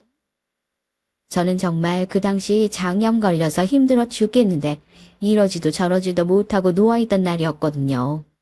애기도 컨디션이 썩 좋지는 않을 때라 겨우겨우 누워 재우고 저도 좀 쉬려고 하는데 그때 어머니랑 신우가 들이닥친 거예요. 그래놓고 잠 안 자는 애기를 갖다가 재워야 한다고 분유를 막 더 먹이고 저 안 볼 때 몰래 신우가 보리차까지 먹이려는 걸 제가 기겁을 해서 싸웠어요. 아프다고 몇 번을 말하는데도 조금 더 들어주지도 않고 어머니랑 신우가 돌아가면서 저를 공격해대는데 미치고 팔짝 뛰겠더라고요. 그래서 제가 나가버린 건데 이건 쏙 빼고 졸렬하게 말하는 거 있죠. 너무 앙큼하고 밉살스러워서 이때 눈에 불을 켜고 입에 불을 뿜어가면서 마구 뭐라 뭐라 했어요. 지들도 아주 혼이 나간 듯 저를 멍하니 쳐다보기만 하더라고요. 결국 남편이 하도 달래고 어리는 바람에 서둘러 집을 나왔지만 제 분은 좀처럼 풀리지 않았습니다. 그런데 진짜 이놈의 인간들은 세대가리인 건지 시간이 지나면 지들이 뭘 했는지 정확하게 그 부분만 까먹는 능력 있나 봐요. 대뜸 어머니가 전화를 걸어서는 이런 말을 하는 거예요. 순간적으로 저는 어머니가 정신이라도 나간 게 아닌가 아주 얼척이 없었습니다. 네? 생신이요? 어머니 댁에서요? 제가요? 그래, 너 애기 낳고 힘들다고 어쩌고 하면서 언제 내 생일상 챙겨오라도 봤냐? 네가 전에 하도 기분 나쁘다고 난리를 쳐대서 내가 말 안 했는데. 사실 나도 너한테 서운한 건 많다. 어? 네 신랑 친구네 엄마. 그 집은 재혼한 며느리가 들어왔잖아. 내가 그것 좀 말한 게 뭐 그렇게 잘못이냐? 어? 너 보고 뭐 이혼하라디? 응? 그 집이 이혼하고 며느리가 또 들어왔는데 그만하면 잘 들어왔다고 한 거지. 내가 언제 너 보고 뭐라고 하지냐고. 이런 얘기도 전 다 모르겠고 그냥 짜증내 죽겠는데 왜 또 이야기를 하나 싶더라고요. 그런데 역시 한국 사람 말은 끝까지 들어야 한다고 결론은 뒤에 나오더군요. 글쎄 이번에 그 집 며느리가 그렇게 성대하게 생신상을 차려줬단다. 식사도 그렇고 의리의리하게 준비하고 난리도 아니었대. 사진 찍어서 보내온 거 보니까 아주 내 입장이 너무 서글프고 속상하더라. 며느리라고 딱 하나 있는 게 생일상 하나 못 받아보고, 어? 대체 이게 뭐냐, 어? 너는 네 시엠이 불쌍한 생각도 안 들어? 진짜 기가 막히고 코가 막혀서 이놈의 미친 시어머니가 뭔 개소리를 하나 싶어 욕이 나올 것 같았는데요. 문제는 말이에요. 이때 옆에 아빠가 계셨다는 거예요. 애기 보겠다고 저희 집에 잠깐 놀러 오셨는데 하필 제가 뭐라뭐라 막 좋아대고 따자대는 소리를 같이 들으신 거죠. 아빠는 황급히 전화를 끊도록 하시더니 저한테 아주 굳은 얼굴로 말씀을 하시더라고요. 민희야, 너 어른한테 말버릇이 그게 뭐냐? 왜 그렇게 말을 해? 시어른이 며느리 생신상 한번 받고 싶어도 할 수 있는 거지. 그걸 그렇게 막 목소리를 높여가면서 화낼 일이야? 어른한테 그렇게 함께 대접하면 더 예뻐하고 잘해주실 텐데 왜 그렇게 싸움을 만들어? 아휴, 아빠가 이런 말씀을 하시는 걸 보니 생각해보면 저희 엄마가 너무 일찍 돌아가신 것 같아요. 엄마가 뭐 할머니나 고모들로 인해서 조금이라도 힘든 게 있었고 그런 고부 갈등 같은 거 사이에서 아빠가 한번 골치 아파 봤어야 제 입장을 이해할 텐데 말이에요. 저야 아빠한테 반박하고 싶은 말이 많았죠. 잘 해드리고 잘 해드릴수록 어떻게든 더 부려먹고 노예처럼 뜯어먹으려고 혈안이 되어 있는 게 나의 시댁 식구들이라고 말이에요. 공짜로 굴러들어온 한여를 어떻게든 더 굴려서 내가 부려먹고 살아야 하는데 그게 뜻대로 안 돼서 지금도 아마 열받아 있을 거고요. 하지만 그건 말로 해봤자 나아지는 게 하나도 없잖아요. 그냥 울며 겨자 먹기로 아빠가 하도 엄하게 말하시는 틈에 속사정 말할 수도 없고 그러면 피할 길이 없으니 결국 생신을 하게 됐죠. 그나마 어머니가 아주 선심을 쓰듯 본인 집에서 하자고 하시니 저는 먹거리만 사서 갔답니다. 대충 어머니가 뭘 잘 드시는지 저도 알고 있었기 때문에 탕류랑 전, 잡채, 나물이랑 볶음육, 고기 같은 것들을 전부 락앤락에 담아서 가져갔어요. 사실 이날 아빠가 우리 시댁에 와서 어머니에게 선물까지 주고 가신다지 뭐예요. 우리 아빠도 아빠 생신 때 용돈만 드리고 사라지는데 뭘 그렇게까지 하냐고 했지만 기왕이면 아빠는 해드릴 거 제대로 치레하고 싶다고 하시더군요. 딸내미가 생신상까지 차리는 김에 아빠도 가서 한번 인사하는 거지 뭐. 너희 시어른들만 좋으시라고 그러는 게 아니야. 우리 딸 잘 봐달라고 하는 거지. 그제 그렇게 안 해도 되는데 와서 좋은 소리 들을 게 하나도 없을 텐데 애꿎은 제 속만 타들어갔답니다. 아무튼 이래저래 도착해서 상을 차리고 뒤늦게 들어온 신우들은 또 고세를 못 참고 음식 품평회를 지들끼리 열고 있더라고요. 젓갈 이거 엄마 먹으면 혈압 올라갔는데? 저는 또 뭘 이렇게 많이 해왔대. 어머, 잡채는 양 딱 맞게 해왔네. 이 정도면 나도 집에 가져가도 되겠다. 언니, 저 이거 가져가도 돼요? 내가 저것들 저럴 줄 알고 끝나고 다시는 이딴 짓 안 하려고 잡채며 나물이며 다 니들 가져가라고 양껏 사왔거든요. 이거 한 번으로 끝이고 다시는 볼 생각하지 말라고 실컷 잘들 처먹으란 생각으로 사왔어요. 그럭저럭 상을 차리고 남편이 케이크를 사오기로 해서 기다리고 있던 판에 갑자기 누가 배로 눌렀는데 뭔가 분위기가 이상한 거예요. 순간 제 머리를 쓱 스쳐가는 생각이 있었습니다. 아니라 다를까 인터폰을 보니까 우리 아빠시더라고요. 친구들도 이상한 표정을 짓고 어머니 아버님도 이게 뭔 상황이냐는 표정을 지으시길래 제가 얼른 허겁지겁 말을 했어요. 아, 저희 아빠가요. 그게 어머니 생신 축하드린다고 선물 갖고 들르신다고 했거든요. 저기 문 좀 열어드릴게요. 그러자 어머니는 눈썹을 치켜뜨면서 아니라 다를까 또 되게 거만한 표정을 짓는 거예요. 내가 아주 우위에 있고 이런 대접을 받는 게 당연하다는 표정 말이에요. 진짜 저는 그놈의 표정만 떠올리면 아주 구역질이 날 것 같아요. 아무튼 아빠가 들어오시는데 저도 소스라치게 놀랐지 뭐예요. 평소에 우리 집에 오실 때야 괜찮지만 아무리 그래도 사돈네 오는데 머리라도 좀 만지고 오시지. 뒤쪽에 완전 뻗쳐 있었어요. 옷을 급하게 챙겨 입고 서둘러 오신 게 티가 나기도 하고 아무튼 당황해서 저는 현관에서 온 매무새를 급히 잡아드렸어요. 아빠도 흠칫하셨는지 약간 민망해 하시더니 그래도 곧장 인사를 하시더라고요. 안녕하세요 사돈. 아유 저 오늘 생신 축하드립니다. 이거 별거 아니지만 받아주세요. 생신 기념 맛있게 드시라고 가져왔습니다. 아빠가 가져오신 건 갈비 세트와 과일 세트였어요. 저도 음식 사오고 할 만큼 했는데 굳이 이렇게 비싼 걸 사오실 필요가 없는데 쓸데없는 데 돈을 쓰신 것 같아서 속상하더라고요. 그런데 더 웃긴 건 말이에요. 우리 어머니나 시누이들이나 아빠를 그렇게 현관에 세워놓고 제대로 물건을 받아볼 생각도 안 하는 거예요. 보다 못한 제가 한마디를 했어요. 아가씨, 이리 와서 이것 좀 같이 받아주세요. 저희 아빠가 사오신 선물이에요. 그러자 어머니랑 시누이는 그제서 정신이라도 든 듯 물끄러미 쳐다보더니 이쪽으로 와서 아주 기계적으로 인사를 하더라고요. 그리고 갈비 세트와 과일 세트를 실컷 보더니 혀를 쓱 내두르면서 들고 가는 거예요.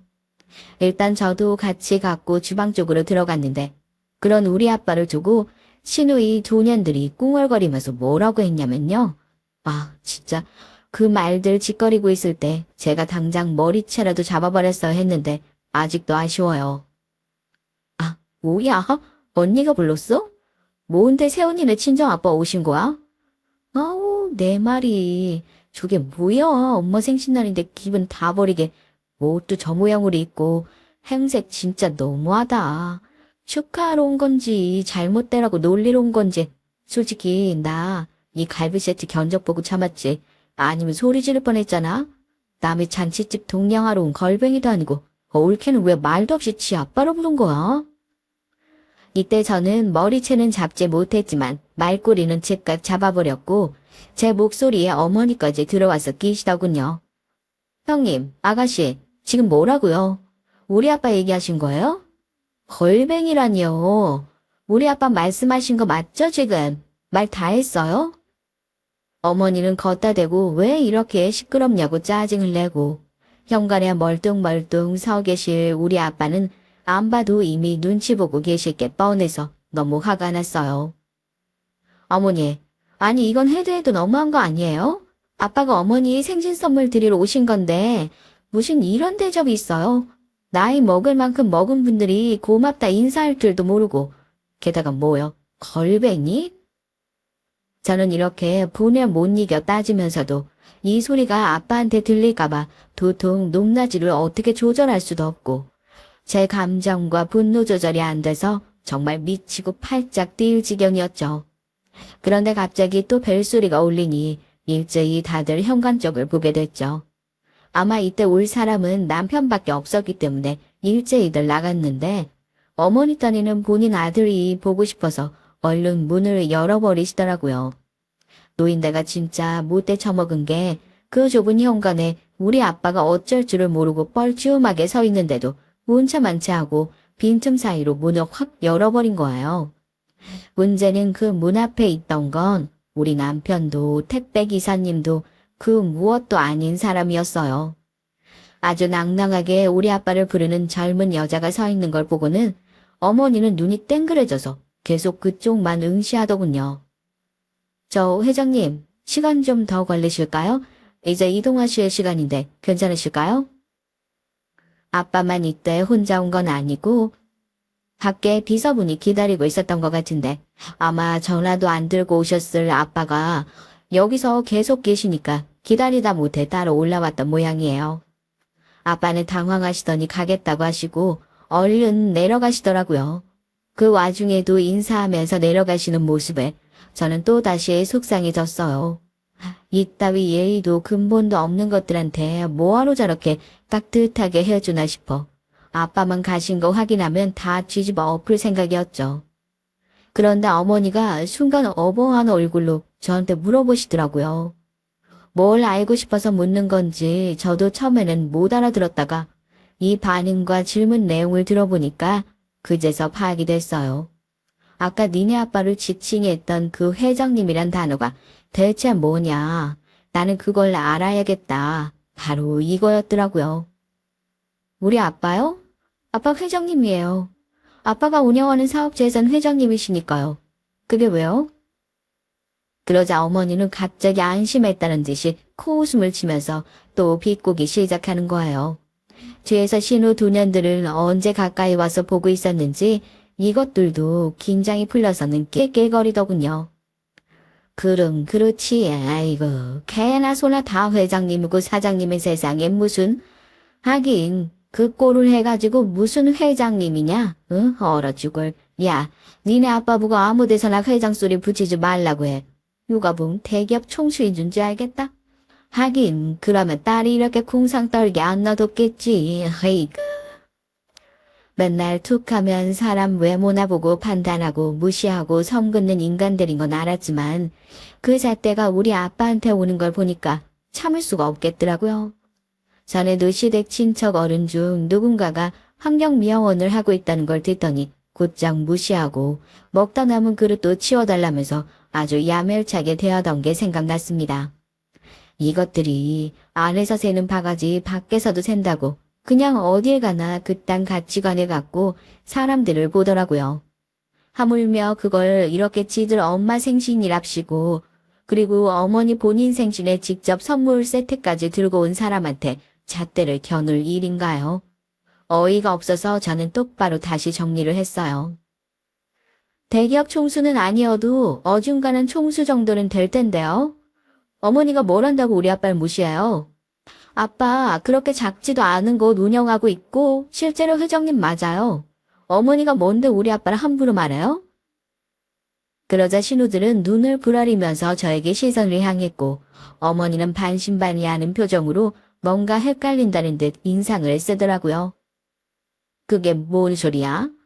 아니 실제로 회장님이라고? 아니 언제는 개나 소나 회장님이라며. 누가 그래요? 제가 언제 개나 소나 회장님이라고 했어요? 그건 어머니가 하신 말이지. 전 그런 말 한 적 없어요. 그리고 개나 소나 회장님인데 저렇게 비사고 따라다녀요? 아까 아빠 끌고 온 차 못 보셨나 봐. 아니 뭐 기사가 따라와서 아빠 신발이라도 신겨드리고 자켓이라도 걸쳐드려야 해요? 그래야 회장인 줄 아시겠어요? 그리고 회장이면 어쩌고 아니면 어쩌게요? 어머님이랑 형님 아가씨들이 뭔데 뭘 그럴 줄 알았다고 지랄들이냐고요. 저는 이 앞전에 주방에서 저 신혼년들이 우리 아빠를 뒷담화하는 것까지 생각하니 진짜 입에 모터를 단 듯 와라락 말이 마구 쏟아지더라고요. 진짜 눈에 뵈는 게 없이 마구 험한 말들을 퍼부었고 기껏 챙기겠다고 가져갔던 그 음식들을 다시 싹 다 담기 시작했어요. 아, 뭐 하는 거야? 야, 그걸 왜 다시 챙겨? 금방 털어놓은 건데. 아, 왜 다시 붓냐고. 전 그때 어머니가 제 어깨를 거칠게 잡는 걸 툭 하고 전했어요. 아, 됐어요. 손대지 마세요. 진짜 건드릴 게 따로 있지. 뭔 수지가 해도 차마 부모님이랑 관련된 욕은 안 하고 사는 거 몰라요. 우리 아빠를 갖다가 그렇게 문전박대하고 욕을 해댔으면 뭐요? 어머니 생신상은 어디서 곱게 처받으실 생각을 하고 계세요. 꿈 깨세요. 곧장 저는 카카오 택시를 불렀고 짐이 이래저래 많기도 했지만 낑낑거리면서 끌고 나왔어요. 어머니랑 신우는 앙칼지게 마구 음식들을 담고 아빠가 주신 고기 세트까지 우겨 넣으며 챙겨드는 절 보고 어이가 없는지 멍하니 보고 있더니 진짜 현관을 나서는 걸 보고는 그제서야 쫓아와서 잡아대더라고요.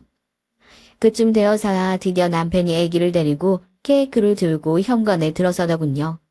이게 뭔 난리냐며 눈이 둥그레진 남편에게 저는 이렇게 말해버린 뒤 뒷일은 네가 알아서 하라고 나와버렸어요. 뭔 일이 있었는지 당신 어머니랑 누나랑 동생한테 물어봐. 우리 아빠가 여기까지 선물 들고 왔는데 꼼짝도 않고 받지도 않고 인사도 안 하고 어디 동냥하러 온 그지냐고 하더라. 미친 거 아니야? 와, 그딴 말을 하고도 생신상을 받겠다는 건 진짜 완전 도둑년 심보지. 남의 아빠 보고 그지라고 할 땐 언제고 지들이 도둑년 소리 듣는 건 싫지? 나 이거 싹 다 갖고 간다. 그거 케이크 하나 달랑 놓고 촛불 불고 지지고 궁상 딸던지 알아서 해. 아, 윤호는 알아서 챙겨와. 이따 병원 가야 되니까. 그리고 전 슬쩍 넘어질 뻔한 걸 겨우 몸을 일으켜가면서 반찬들과 아빠가 갖고 온 선물 세트까지 다 들고 대로변에 나왔어요. 택시 타고 나서 불같이 시댁에서 전화가 걸려왔지만 제가 미쳤다고 그 전화를 받아주고 욕을 들어먹겠나요. 하여간 지들 복 지질이 걷어찼으면 분수를 알아야죠. 우리 아빠가 아무런 멋도 없이 남루하게 왔을 때 그리 개무시를 하더니 비섭은 왔다 갔다 하니 그제서 뭐라도 된 줄 알고 숨지기고 있던 모양새가 완전 졸렬의 극치예요. 지들 입장에서 그렇게 굴욕스런 꼴들을 당하고 하루아침에 생신 파티고 뭐고 다 엉망이 되어버렸으면서 지들 초기의 그 간사한 꾀를 가지고 어떻게든 우리 아빠 입지를 자세히 털어보겠다고 혈안이 되어 있더라고요. 어머니는 주제도 모르고 저한테 문자를 보내서는 아버지한테 감사했다고 전해드려라. 그런데 그게 무슨 일을 하시는 거냐고 물어보더라고요. 전 그대로 남편에게 보여준 뒤 정말 마음에 썩 내키지는 않았던 경고를 기어이 하고 말았죠. 그래야 제가 숨을 쉬고 살 수 있을 것 같으니 어쩔 수 없잖아요. 나 더 이상 어머니한테 이런 연락 안 받고 싶어. 연락 못 하시게 해. 내가 차단하면 그만이긴 한데 그냥 어머니가 알아서 스스로 안 하셨으면 좋겠어. 난 그날 일 생각하면 솔직히 당신과도 정리해야 되나 고민돼. 하지만 당신이 뭘 잘못한 건 없고 난 윤호랑 셋이서만 살고 싶거든? 이건 당신이 결정해. 우리 셋이 잘 살고 싶으면 어머니한테 이제 며느리 없는 셈 치시라고 말해. 하지만 며느리를 못 놓겠다면 그냥 평생 어머니랑 살아. 나랑 윤호는 당신과 안 살 테니까. 이렇게 한을 가득 품고 뿜어낸 제 도끼에 그대로 제압이 된 건지 남편은 어머니 일은 자기가 알아서 하겠다며 신경 쓰지 않아도 된다고 하더군요. 실제로 어머니는 본인 아들이라면 진짜 벌벌 기는 분이라 그런지 몰라도 그 뒤로 한참 지난 지금까지 연락이 없긴 해요. 당연히 신우들도 마찬가지고요. 너무 어이가 없는 게 막내 신우는 저한테 뭔 선물까지 보내왔더라고요. 지네 오빠 진짜 이혼당할까봐 겁나서 저러는 건지 아니면 눈앞에서 지네 엄마 생신상이 증발해버린 걸 보고 지가 눌린 건지 몰라도 말이에요. 이래서 약하다고 함부로 보는 것들은 더 강하게 밟아줘야 하나 봐요. 아참, 참고로 하나 더 말씀드리자면 우리 어머니가 그렇게 비교질 해대시던 그 아는 며느리 있잖아요. 재혼한 며느리 생신상 거하게 차려들었다더니 그 뒤로 몇 달 안 돼서 또 이혼했다네요. 어머니가 그런 사정은 어떻게 생각하고 계실지 참으로 궁금하지만 더 이상 말도 섞기 싫고 얼굴도 보기 싫어서 그만하렵니다. 이대로만 간다면 저는 남편과 무던하게 그냥 살 수 있을 것 같아요. 남편도 제가 선뜻 꺼낸 이혼을 암시하는 말에 마음이 많이 불편했는지 되도록 자기가 가족과 엮이지 않도록 노력하고 있어요. 제 분도 분이지만 이 사람 딴에는 자기 가족일 텐데 이렇게 생사를 선긋는 게 쉽지는 않을 것 같아 저도 좀 가라앉히고 있어요. 아무쪼록 또 그들로 인해 열불나는 일은 없기를 바랄 뿐이에요. 아니 없어야죠. 있다면 그땐 정말 이혼이니까요. 하여간 한 가정이 이렇게 깨지지 않고 무사히 잘 살아가는 데에는 여러 사람의 눈치와 배려, 양심이 필요한 것 같아요. 가정이란 게 한 번 꾸려지는 것이 쉬운 일이 아닌데 제발 주변에서 불 지피고 땔감 넣고 하지 않았으면 좋겠어요. 그럼 모두들 건강하시길 바랍니다.